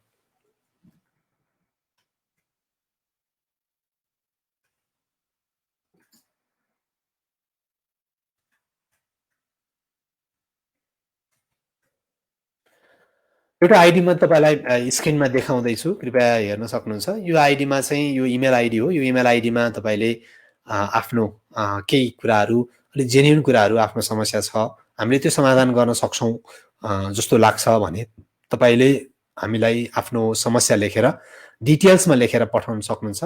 समस्या लेख्दाखेरि आफ्नो नाम, आफ्नो परेको समस्या अनि आफ्नो पासपोर्ट नम्बर जे छ त्यो सबै खुलाएर पठाउनु भयो भने हामीले अर्को कुरा सोधिराख्नु पर्दैन। त्यो कारणले हामी एकैचोटिमा जवाफ दिन सक्छौँ।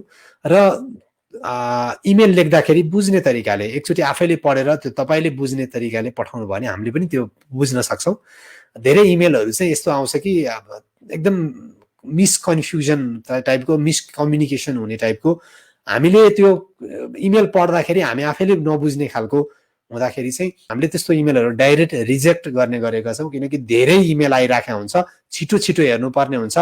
अब हामी आफै पनि एकदमै कम जनशक्ति छौँ अहिले, कारण कोभिड-19 कारणले गर्दाखेरि एउटा अफिसमा बसेर काम गर्न पाइराखेको अवस्था छैन। घर घरमा बसेर काम गरिराखेका छौँ, मिडिया आफ्नो तरिकाले घर घरबाटै चलाइराखेका छौँ। र पर्याप्त रूपमा जसरी पहिला चाहिँ हामीले एउटा रिप्लाई दिन सक्थ्यौँ वैदेशिक रोजगारको चाहिँ यो समस्याको विषयमा, तपाईँहरूलाई परेको समस्याको विषयमा हामी फिल्डमा मान्छे खटाउन सक्थ्यौँ, त्यस्तो कन्डिसन अहिले छैन। त्यो कारणले तपाईँहरूलाई हामीले फ्रेङ्कली भन्नुपर्ने हुन्छ। इमेल पनि 1-2 दिनमा मात्रै, अर्थात् 3 दिन 4 दिनमा मात्रै जवाफ आउन सक्छ। त्यसको लागि चाहिँ धैर्य गर्नु होला, किनकि धेरै इमेल आइराखेको हुन्छ। एकै दिनमा 150-200 वटा इमेल आउँछ। इमेल मात्रै आए त हुन्थ्यो, फेरि फेसबुकमा मेसेजहरू आइराखेको हुन्छ, भाइबरमा मेसेजहरू आइराखेको हुन्छ। त्यो कारणले गर्दाखेरि सबै कुरा सहज अवस्था छैन। त्यसमा पनि अब डे टु डे अपडेट न्युजहरू लेख्नुपर्ने हुन्छ। केही जान सक्ने अवस्थामा चाहिँ केही ठाउँमा रिपोर्टिङमा जानुपर्ने हुन्छ। त्यो कारणले गर्दाखेरि तपाईँहरूको समस्याको चाहिँ त्यसको समाधानका लागि जति प्रयास गरेका छौँ त्यो प्रयास हाम्रो तर्फबाट हुन सकिरहेको छैन। त्यसको लागि क्षमा प्रार्थी छु। तपाईँहरूले एकदमै दुःख गरेर, तपाईँहरूले एकदमै आशावादी भएर हामीलाई इमेल गर्नुभएको हुन्छ, फेसबुकमा मेसेज पठाइराख्नु भएको हुन्छ, भाइबरमा हामीलाई चाहिँ मेसेज छोडिराख्नु भएको हुन्छ। तर सीमित स्रोत जनशक्तिको कारणले गर्दाखेरि हामीले सबैको रिप्लाई दिन सकिराखेका छैनौँ। सम्भव भएसम्म ती रिप्लाईहरू आउनेछ, तर ढिला भयो भने त्यसको लागि क्षमा प्रार्थी छौँ। र यति भन्दै आजको यो लाइभ लगभग म अब मात्रै 12 मिनट रहनेछु। तपाईँको केही कमेन्ट, जेन्युन कमेन्टहरू छ भने त्यो जेन्युन कमेन्टलाई लिनेछु। अझै पनि 217 जनाले मलाई हेरिराख्नु भएको छ। म एकदमै आभारी छु तपाईँहरूप्रति। नियमित लाइभहरूमा तपाईँ आइराख्नु भएको छ, आफ्ना कुराहरू राखिराख्नु भएको छ, हामीसँग भएका इन्फर्मेसनहरू लिने प्रयास गरिराख्नु भएको छ र कतिपय अवस्थामा हामीले भन्दा धेरै कुरा तपाईँहरूलाई थाहा छ, किनकि सम्बन्धित देशमा भोगिराख्नु भएको छ तपाईँले। हामी काठमाडौँमा बसेर धेरै सूचनाका बीच केही सूचना लिँदाखेरि हामीले दिएका सूचनाहरू सबै चाहिँ तपाईँहरूलाई काम लाग्ने, तपाईँहरूलाई चाहिँ एकदमै राम्रो जानकारीमूलक हुन्छ भन्ने म ग्यारेन्टी गर्न सक्दिनँ। त्यसको लागि हामीले पनि सूचना पाउनुपर्ने हुन्छ। त्यो कारणले त्यो खालको सूचना तपाईँहरूले पनि दिनुहोला, जो आधिकारिक सूचना हुन्छ। त्यस्तो खालको सूचनाहरू हामीले पायौँ भने हामीले अरूलाई सेयर गर्छौँ।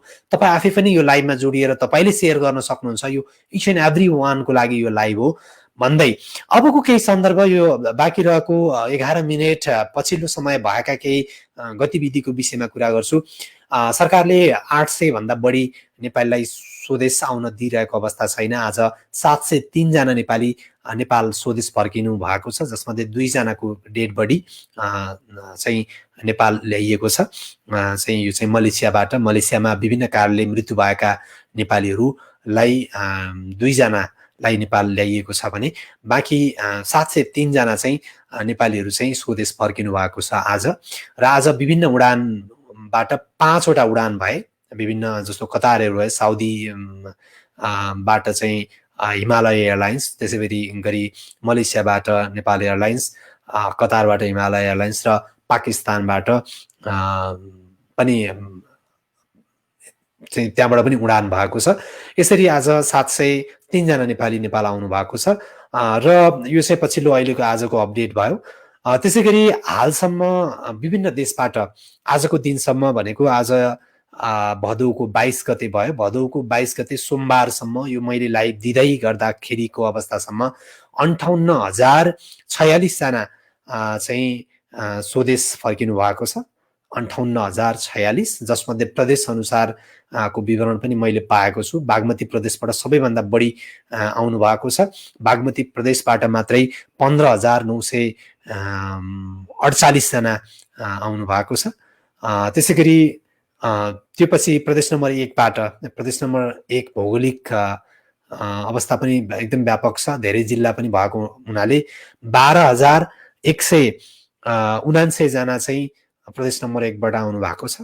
त्यसै गरी प्रदेश नम्बर 2बाट 9,894 जना नेपालीहरू चाहिँ नेपाल स्वदेश फर्किसक्नु भएको छ हालसम्म। त्यसै गरी गण्डकी प्रदेशबाट 7,547 जना नेपालीहरू स्वदेश फर्किनु भएको छ। कर्णाली प्रदेशबाट 1,304, सबैभन्दा थोरै 1,304 जना मात्रै आउनु भएको छ। र यसरी हेर्दाखेरि अन्य जिल्लाको तुलनामा, अर्थात् अन्य प्रदेशको तुलनामा कर्णाली प्रदेशमा कम नेपालीहरू वैदेशिक रोजगारीको लागि जानुहुन्छ। कर्णाली प्रदेशका हिमाली जिल्लाहरूबाट अधिकांश चाहिँ नेपालीहरू चीनमा उहाँहरूको रोजगारी प्रायको हुन्छ। त्यसपछि अलिक तल्लो बेल्टबाट इन्डिया जाने धेरै हुनुहुन्छ। त्यो कारणले गर्दाखेरि यो चाहिँ मैले अहिले भनिरहेको डाटा चाहिँ स्वदेश फर्किनेको डाटा भारत बाहेकका देशहरूबाट आउने, बाई एयर भएर आउनेहरूको डाटा हो। र यसरी कर्णाली प्रदेशबाट 1,469 जना स्वदेश फर्किनु भएको छ भने सुदूरपश्चिमबाट चाहिँ 1,469 जना, सुदूरपश्चिमबाट पनि थोरै मात्रै आउनु भएको छ। यसरी 58,046 जना हालसम्म स्वदेश फर्किनु भएको छ विभिन्न 30 वटा देशबाट। र यो 30 वटा देश कुन कुन भन्ने पनि तपाईँलाई लाग्ला कहाँबाट नेपाल आउनु भएको छ। यो लकडाउनको पिरियडमा सरकारले जुन चार्टर्ड फ्लाइट र नियमित उडानको एउटा शेड्युल जारी गरेको थियो, योभन्दा पहिला अहिले चाहिँ चार्टर्ड पनि हुन्छ, नियमित उडान पनि भइराखेको छ। योभन्दा अगाडि चार्टर्ड फ्लाइट मात्रै भएको थियो। त्यो समेत क्यालकुलेट गर्दाखेरि यति हो। र यो जुन पिरियडमा 30 वटा देशबाट नेपाल आउनेहरू हुनुहुन्छ, जसमध्ये अफगानिस्तानबाट आउनु भएको छ, अस्ट्रेलियाबाट आउने हुनुहुन्छ। अस्ट्रेलियाबाट त नियमित उडान, मतलब डाइरेक्ट उडान भएको छ। हिमालय एयरलाइन्स, नेपाल एयरलाइन्सको डाइरेक्ट उडान हुन्छ, सिधै इनबाउन्ड कन्ट्री अन्तर्गत पर्छ अस्ट्रेलिया। त्यसै गरी ओमानबाट पनि त्यहाँको प्लेनले या चाहिँ नेपालको एयरलाइन्सले नेपालीहरू ल्याइरहेको अवस्था छ। त्यसै गरी कतारबाट, त्यसै गरी म्यानमारबाट हैन, अनि त्यसपछि कुवेतबाट, जापानबाट, थाइल्यान्डबाट, दक्षिण कोरियाबाट, बङ्गलादेशबाट, मलेसियाबाट, मालदिभ्सबाट, श्रीलङ्काबाट, युएईबाट, साउदी अरेबियाबाट, सिङ्गापुरबाट, हङकङबाट, पाकिस्तानबाट, आज मात्रै पनि पाकिस्तानबाट नेपालीहरू आउनुभएको छ।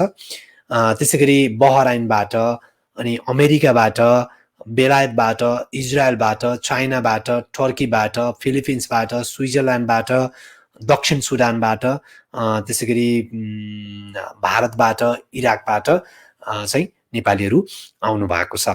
र यसरी सबैभन्दा बढी चाहिँ युएईबाट आउनु भएको छ।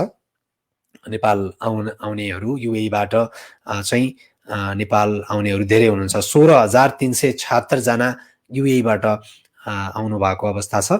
यो मैले आज बेलुकासम्मको डाटा भनिरहेको छु तपाईँलाई। यो डाटा मैले अपडेट लिएको थिएँ। यस्तो अवस्था छ। त्यसपछि युएईबाट 16,376 आउने क्रममा अहिले सबैभन्दा बढी उडान पनि युएईबाटै हुँदैछ। यो जानकारी पनि तपाईँलाई दिन चाहन्छु। र केही नेपालीहरू जान पनि पाउनु भएको छ युएई। अहिलेको अपडेट त्यो छ।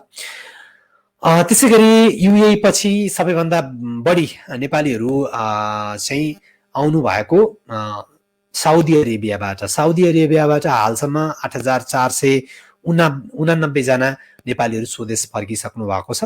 त्यसपछि कुवेतबाट धेरै आउनु भएको छ। कुवेतबाट त्यहाँ चाहिँ आम माफी पाएका सहित त्यहाँको आफ्नै प्लेनले चाहिँ नेपालीहरूलाई उद्धार गरेको थियो, सरकारले नभइकन, नेपाल सरकार नभइकन त्यहाँको सरकारले गरेको थियो। त्यो समेत जोड्दाखेरि आएका छन् 6,906 जना कुवेतबाट। माफी गर्नु होला, मैले योभन्दा अगाडि कतार भन्नुपर्ने थियो। कतारबाट 7,025 जना नेपाली आउनु भएको छ। 7,025 जना हालसम्म आएको डाटा हो।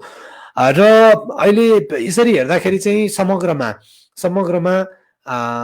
धेरै नेपालीहरू नेपाल आइसक्नु भएको छैन, किनकि ठुलो सङ्ख्यामा झन्डै 2 लाख 3 लाखको हाराहारीमा अहिले नेपाल आउने चाहना भएकाहरू हुनुहुन्छ। र अलिकति अपडेट मैले यहाँ जोड्नलाई मिस्टेक गरेको रहेछु। मलेसियाबाट पछिल्लो समय यो सेप्टेम्बरमा आएकाहरू सहित को सङ्ख्या दोस्रो स्थानमा रहेछ, 9,043। युएई पछि दोस्रो स्थानमा मलेसिया रहेछ। मैले योभन्दा अगाडिको मात्रै जोडेको हुनाले मैले यो क्यालकुलेट पछाडि गरेँ। मलेसियाबाट 9,043 जना आइसक्नु भएको अवस्था छ। यो अहिलेको अपडेट तपाईँलाई मैले जानकारी गराएँ। अब अर्को अपडेट छ। यो पछिल्लो समय केही अपडेटहरू नेपाली आप्रवासी कामदारको रूपमा विभिन्न देशमा वैदेशिक रोजगारीको क्रममा जानुभएका नेपालीहरूको विषयमा मैले पावर पोइन्टमा केही अपडेट तपाईँलाई दिन खोजिरहेको छु। भिजिट भिजाको म्याद गुज्रिसकेकाहरूलाई चाहिँ युएईबाट फर्किनको लागि अब 4 दिनको मात्रै म्याद बाँकी छ। यो युएईबाट भिजिट भिजामा युएईमा हुनुहुन्छ र भिजिट भिजामा हुनुहुन्छ भने तपाईँलाई 4 दिन मात्रै समय त्यहाँको सरकारले दिएको अवस्था छ। अबको 4 दिन, योभन्दा अगाडि नै त्यो घोषणा गरिसकेको हो, आजै गरेको होइन। अब 4 दिन मात्रै त्यो म्याद बाँकी छ र 4 दिनपछि चाहिँ तपाईँलाई जरिवाना लाग्छ। यसको मतलब हालसम्म बसेको चाहिँ तपाईँ जुन भिजिट भिजामा जानुभएको थियो, विभिन्न कारणले गर्दाखेरि त्यहाँ समस्या पर्नुभयो, विशेष त कोरोनाको कारणले गर्दा समस्या परेर नेपाल फर्किन पाउनु भएको छैन र अहिलेसम्म पनि तपाईँ फर्किन पाउनु भएको छैन भने अबको 4 दिन चाहिँ तपाईँ त्यहाँ बस्न सक्नुहुन्छ। अन्यथा तपाईँलाई जरिवाना लाग्छ। फेरि पनि तपाईँले त्यहाँ भिजा रिन्यू गर्नुपर्ने हुन्छ या के हुन्छ, त्यो चाहिँ त्यहाँको प्रोसिड्युरहरू फलो गर्नु होला। र के जानकारी पाइएको छ भने मैले नोट गरेको छु, संयुक्त अरब इमिरेट्स युएईले मार्च 1 गते 2020मा अर्थात् त्यो 20 पछि भिजिट भिसाको म्याद सकिएकाहरूलाई भनेको तपाईँको भिजिट भिसाको म्याद मार्च 1 पछि जुनसुकै समयमा, हिजो आज अस्ति जहिले सकिएको भए पनि, अर्थात् मार्च 2 मै सकिएको भए पनि, अर्थात् मार्च 1 मै सकिएको भए पनि, त्यस्तो अवस्थामा चाहिँ तपाईँहरूलाई चाहिँ बिना जरिवाना स्वदेश फर्किन दिएको समयावधि जुन पहिला थियो त्यो चाहिँ अब 4 दिन मात्रै बाँकी छ। यो 4 दिनभित्र अर्को निर्णय भएन भने तपाईँले 4 दिनपछि चाहिँ जरिवाना तिर्नुपर्ने हुन्छ त्यहाँको सरकारलाई। त्यसको तयारी तपाईँले गर्नु होला र त्यो चाहिँ 4 दिन मात्रै बाँकी छ र सो समयावधि सेप्टेम्बर 11 मा सकिँदैछ। आज 7 सेप्टेम्बर भयो। अब आज त के अबको आधा घन्टापछि 8 सेप्टेम्बर आउँछ होइन, 3 दिन मात्रै बाँकी रहन्छ, ख्याल गर्नु होला। र त्यहाँको समाचार एजेन्सीहरूले यो विषयलाई जानकारी दिएका छन्, मैले त्यहीबाट यो स्रोत लिएको छु। युएई को सरकारी कार्यालयले भिजाको समयावधि सकिएका भिजिट भिजा भएकाहरूलाई बिना जरिवाना स्वदेश फर्कन पाउने समयावधि गत अगस्त 11 देखि 1 महिनाको लागि थपेको थियो। योभन्दा अगाडि थपिएको पनि हो। मार्च 1 पछि जहिले भिजिट भिजाको म्याद सकिएको छ त्यो अवस्थामा चाहिँ तपाईलाई जरिवाना छुट दिएको अवस्था थियो होइन, किनकि प्रोसेस गर्दै हुनुहुन्थ्यो तपाईँ स्वदेश फर्किनको लागि। तर त्यसपछि अगस्त 11 मा त्यहाँको सरकारले विभिन्न समस्या देखेर त्यहाँ चाहिँ चाहेर पनि स्वदेश फर्किन नसकेको कारणले गर्दा सहुलियत दियो, 1 महिना थप्यो। 1 महिना थपेको म्याच चाहिँ अब सेप्टेम्बर 11 मा सकिँदैछ। अब चाहिँ थप्छ थप्दैन ग्यारेन्टी छैन, हालसम्म त्यसको अपडेट आएको छैन। त्यो कारणले गर्दाखेरि यसै भन्न सकिन्न, प्रिपेयर हुनु होला, जरिवाना लाग्नेछ, त्यसको लागि तपाईँ ध्यान दिनु होला। र यो स्वदेश फर्किन पर्ने वा भिजा नवीकरण गर्नुपर्ने हुन्छ यदि तपाईँले 11 तारिकसम्म, सेप्टेम्बर 11 सम्म तपाईँले चाहिँ यो विषयलाई ध्यान दिनुपर्ने हुन्छ। र त्यो भएन भने के हुन्छ भन्ने कुरा चाहिँ तपाईँले पहिले ख्याल गर्नु होला। र त्यसो गर्न नसक्नेहरूले चाहिँ जरिवाना तिर्नुपर्छ भनेको छ, अरू केही पनि हुँदैन, जरिवाना चाहिँ तिर्नुपर्छ, झन् बढी शुल्क लाग्छ। र यसअघि युएई को सरकारले कोभिड-19 को महामारीका कारण आवत जावतमा आइपरेको समस्याका कारण त्यस्ता म्याद सकिएका भिसाको समयावधि डिसेम्बर 2020 सम्म थप्ने घोषणा गरे पनि पछि त्यसलाई सेप्टेम्बर 11 सम्म मात्र समय बढाइएको थियो। त्यो योभन्दा अगाडि चाहिँ भिजिट भिजा होस् या वर्किङ भिजा होस्, जेको म्याद सकिएको छ डिसेम्बर अन्तिमसम्म मात्रै चाहिँ पछि मात्रै त्यसको जरिवाना लाग्ने भनेर सुनाइएको त। तर त्यहाँको सरकारले आफ्नो त्यही निर्णयलाई उल्ट्याउँदै सेप्टेम्बरसम्मलाई मात्रै त्यो चाहिँ गरेको अवस्था छ विभिन्न कारणले। आई डोन्ट नो त्यहाँको गभर्मेन्टको रुल्स के हो, तर त्यस्तो अवस्था रहेको छ। यो जानकारी तपाईँलाई दिए। 11 पछि यदि भिजिट भिसामा जानु भएको छ, कोही तपाईँको आफन्त हुनुहुन्छ, कोही साथीभाइ हुनुहुन्छ भने उहाँलाई चाहिँ जानकारी गराइदिनु होला। 11 सेप्टेम्बर पछि भिजिट भिजामा जानुहुनेहरूको म्याद सकिएको छ भने पनि उहाँहरूले जरिवाना तिर्न पर्ने हुन सक्छको मतलब किन भन्दाखेरि सरकारले अर्को निर्णय, युएई सरकारले अर्को निर्णय गर्यो भने चाहिँ फेरि यो कुरा लागू हुँदैन। र अर्को दुःखको खबर, मलेसियामा 1 जना नेपालीलाई मृत्युदण्ड हुने भएको छ। यो अपडेट मैले आज मात्रै लिएको हुँ। मलेसियामा 1 जना नेपालीलाई चाहिँ मृत्युदण्डको सजाय दिइने भएको छ र हत्या अभियोग उहाँलाई लागेको छ। अब सफाई हुने नहुने त्यो रहेन, किन भन्दा मृत्युदण्डको सजाय तोकिसकेको अवस्था छ, फैसला तोकिसकेको अवस्था छ। सायद त्यहाँको रुल्स अर्को छ, फैसला आइसकेपछि पनि अरू तरिकाले चाहिँ ती नेपालीलाई चाहिँ छुट हुन्छ, मृत्युदण्ड हुँदैन भने अर्को कुरो रह्यो। अन्यथा ती नेपालीलाई मृत्युदण्ड दिइँदैछ। र 4 वर्ष अगाडि लरी चलाउने एक नेपालीको हत्या गरेको ठहर गर्दै भनेको नेपालीलाई नै हत्या गरेको रहेछ होइन। त्यो हत्या चाहिँ भएको ठहर गर्दै उनलाई चाहिँ उच्च अदालतले, त्यहाँको उच्च अदालत जुन हुन्छ त्यो उच्च अदालतले मृत्युदण्डको फैसला गरेको स्थानीय सञ्चार माध्यमहरूले जनाएका छन्। 36 वर्षीय सूरज देव शाह तेली जो व्यक्ति हो उहाँलाई चाहिँ मृत्युदण्ड हुँदैछ। सो घटनामा चाहिँ तेली दोषी करार दिएको, त्यो घटनामा चाहिँ उनले हत्या गरेको भन्ने पुष्टि भएको त्यहाँको उच्च अदालतले जनाएको छ। र त्यहाँबाट उच्च अदालतबाट यो मृत्युदण्डको फैसला सुनाइएको अवस्था छ। तेली मलेसियामा कृषि श्रमिकका रूपमा कार्यरत रहेको अवस्थामा घटना भएको जानकारी हामीले पाएका छौँ। र तेलीले अर्का 1 जना 34 वर्षीय व्यक्तिलाई, जो नेपाली नै हुन्, सन् 2016 डिसेम्बर 2 तारिकका दिन बिहान 1:30 देखि 4:05 को समयमा, कति बजे भन्ने निश्चित छैन, तर रातिको समयमा चाहिँ हत्या गरेको प्रहरीले अभियोग लगाएको थियो। र त्यही अभियोगलाई चाहिँ त्यहाँको अदालतले सदर गरेको अवस्था छ। र ती नेपालीलाई चाहिँ मृत्युदण्ड दिने कुरा नेपाली दूतावासका तर्फबाट अधिवक्ता जुन खारेन जितकारले तेलीको पक्षबाट मुद्दा लडेकी थिइन्, तर नेपाली दूतावासको पक्षबाट त्यहीको वकिल हो, मलेसियाकै वकिल हो, एकजना महिला, तर मुद्दा उनले हार्न पुगिन्। हारिसकेपछि उनलाई चाहिँ मृत्युदण्ड हुने भएको छ। यो सँगै अर्को जानकारी तपाईलाई, यो अन्तिम जानकारी हो आजको यो लाइभमा। 11:34 गइसकेको छ। यो जानकारी दिँदै गर्दाखेरि मैले आज लिस्ट आउट गरेको जानकारी तपाईलाई दिन खोजिरहेको छु। खाडी क्षेत्रमा धेरै नेपालीहरूको एउटा आकर्षक गन्तव्य बनिरहेको कतारमा चाहिँ केही दिन अगाडि तपाईले सुखद समाचार सुन्नुभयो। पक्कै पनि त्यो समाचार नेपालीहरू मात्रै नभएर आप्रवासी कामदारको रूपमा काम गर्ने, भनेको कतारमा काम गर्ने विदेशी कामदारहरूको लागि यो पोजिटिभ विषय छ।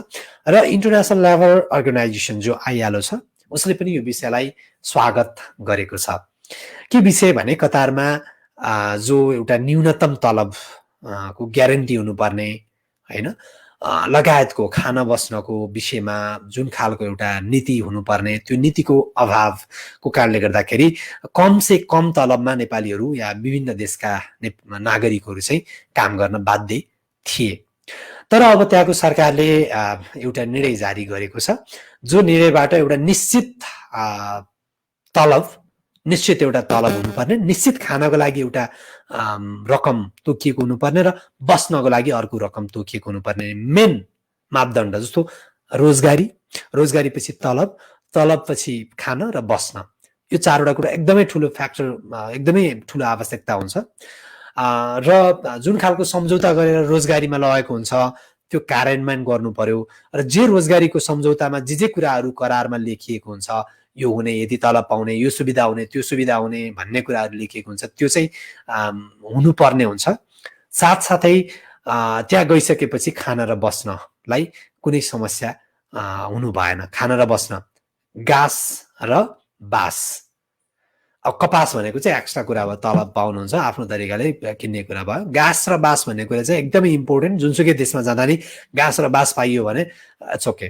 त्यो कारणले गर्दाखेरि त्यहाँको सरकारले, कतार सरकारले एउटा निश्चित मापदण्ड तोकिदिएको छ र यसलाई आजैदेखि लागू चाहिँ यो हुँदैन। अबको 6 महिनामा त्यहाँको राजपत्रमा चाहिँ यो विषय लेखिसकेको पछि 6 महिनामा त्यो कुरा कार्यान्वयन हुँदैछ। र रिपोर्टिङ के छ भने, मैले यो रिपोर्ट गरेको छु, खाडी क्षेत्रमा श्रमिकको न्यूनतम ज्याला तोक्ने पहिलो मुलुक, आफै बुझ्नु होला, खाडीमा लाखौं नेपालीहरू हुनुहुन्छ र त्यो मध्ये न्यूनतम ज्याला तोक्ने पहिलो मुलुक कतारले त्यसको कार्यान्वयनको लागि जे निर्णय गर्यो त्यसको कार्यान्वयनको लागि थप कडाई गर्ने संकेत गरेको छ। र यो संकेत मात्रै नभएर त्यहाँको अधिकांश सञ्चार माध्यमदेखि लिएर त्यहाँको मन्त्रालयहरूले डे टु डे दिइरहेको अपडेटहरू हो यो विषयमा। र त्यहाँको चाहिँ कम्पनीहरूले चाहिँ यो विषयलाई कडाई गर्ने संकेत गरेका छन्। र कतारको उच्च पदस्थ सरकारी कर्मचारीहरूले आफ्ना श्रमिकलाई न्यूनतम ज्याला नदिन रोजगारदातालाई 1 वर्षसम्म रोजगारदातालाई 1 वर्षसम्म जेल सजाय तथा 10,000 कतारी रियाल, झन्डै 3 लाख नेपाली रुपियाँ चाहिँ जरिवाना हुने तोकेको अवस्था छ। जस्तो तपाईँ कतारमा रोजगारीको लागि जानुभयो, तपाईलाई न्यूनतम तलब कति दिनुपर्ने हो त्यो दिएन, खानको लागि कति पैसा दिनुपर्ने हो त्यो दिएन, बस्नको लागि तपाईलाई कति दिनुपर्ने हो त्यो दिएन भने त्यस्तो अवस्थामा भनेको टोटल खान बस्न र तलब सहित गरेर 1800 रियाल तपाईले पाउनु भएन भने, त्यस्तो अवस्थामा न्यूनतम तोकिएको त्यो पैसा तपाईले पाउनु भएन भने तपाईले त्यहाँको जुन निकाय हुन्छ, तपाईले शिकायत गर्ने, मुद्दा दिने, आफूलाई परेको समस्याको उजुरी दिने निकाय, त्यो निकायमा गएर चाहिँ तपाईले 1800 भन्दा कम पाउनु भयो भने चाहिँ तपाईले मुद्दा दिन सक्नुहुन्छ। र यदि त्यो प्रमाणित भयो भने, कम्पनीले त्यो दिएको ठहरिएन भने, तपाईलाई सुविधा नदिएको ठहरियो भने, त्यस्तो अवस्थामा कम्पनीको सञ्चालकलाई 1 वर्षको जेल सजाय र 3 लाख नेपाली रुपियाँ भनेको त्यहाँको 10,000 कतारी रियाल चाहिँ जरिवाना तिराउने भएको छ।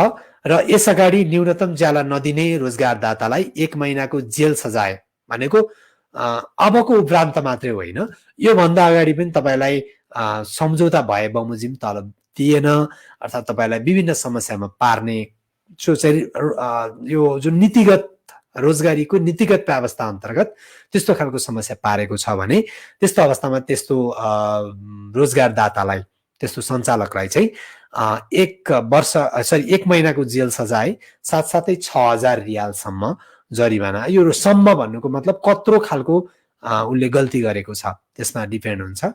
कम पनि हुन सक्ने भयो, बढी पनि हुन सक्ने भयो। 6,000 चाहिँ म्याक्सिमम हुने कुरो भयो। त्यतिसम्म चाहिँ रहने कुरा रहेको छ। साथसाथै अब यो मैले यसलाई अलिकति फरक तरिकाले भन्नुपर्दा योभन्दा अगाडिको नियम नै के थियो भन्दा यही थियो।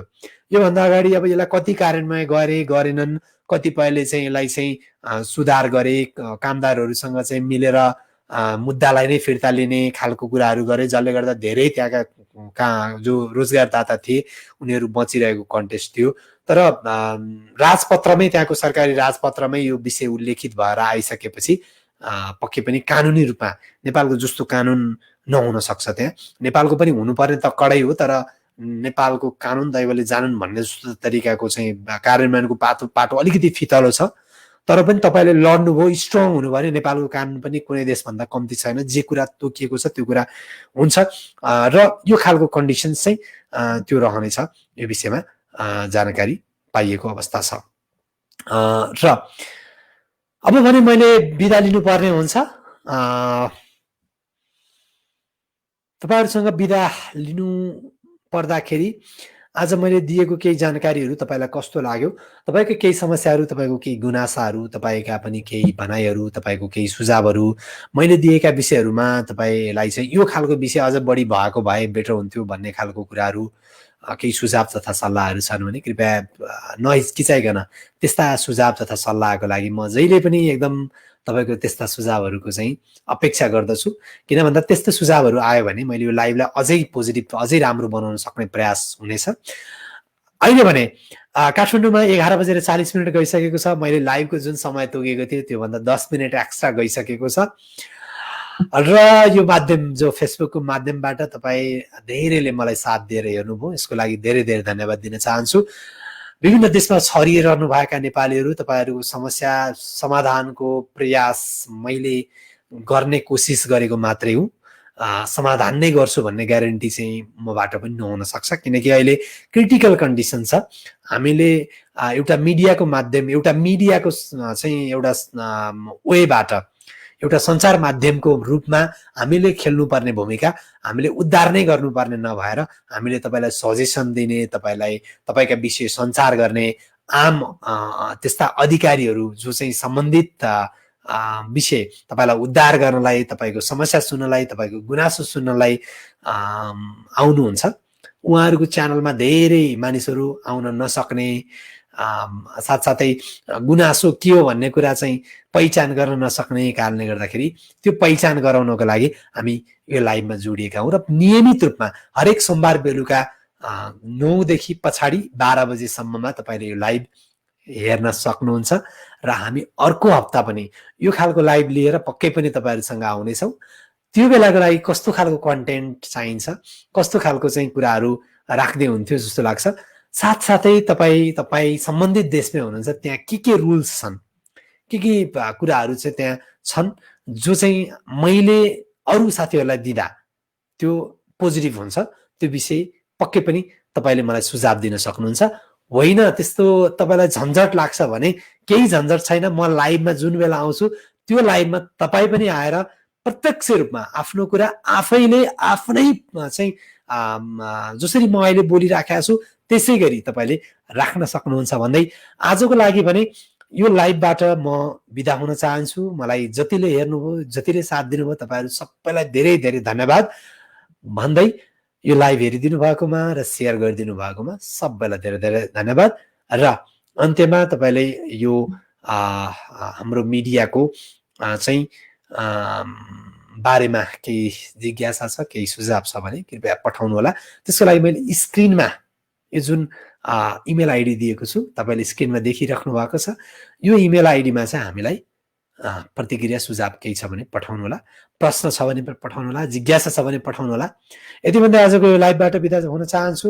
तपाईँहरूको समग्र दिन सुखद रहोस्, छिटोभन्दा छिटो समस्यामा परेका नेपालीहरूको उद्धार होस्। हामी सम्बन्धित दूतावासहरूलाई ध्यान आकर्षण गर्न चाहन्छौँ। सरकारले निश्चित कोटा तोकेको छ, दिनमा 700-800 भन्दा बढी नेपालीहरू नेपाल आउन पाइराख्नु भएको छैन। त्यो कारणले गर्दाखेरि डे टु डे भिजा गुमाउने, रोजगारी गुमाउने समस्यामा पर्ने नेपालीहरूको संख्या थपिँदै गएको छ, समस्या थपिँदै गएको छ। यो समस्याको छुटकारा एक मात्रै के हुन सक्छ भने कोरोनाको नियन्त्रण। एज सुन एज पोसिबल कोरोनाको खोप बनोस्।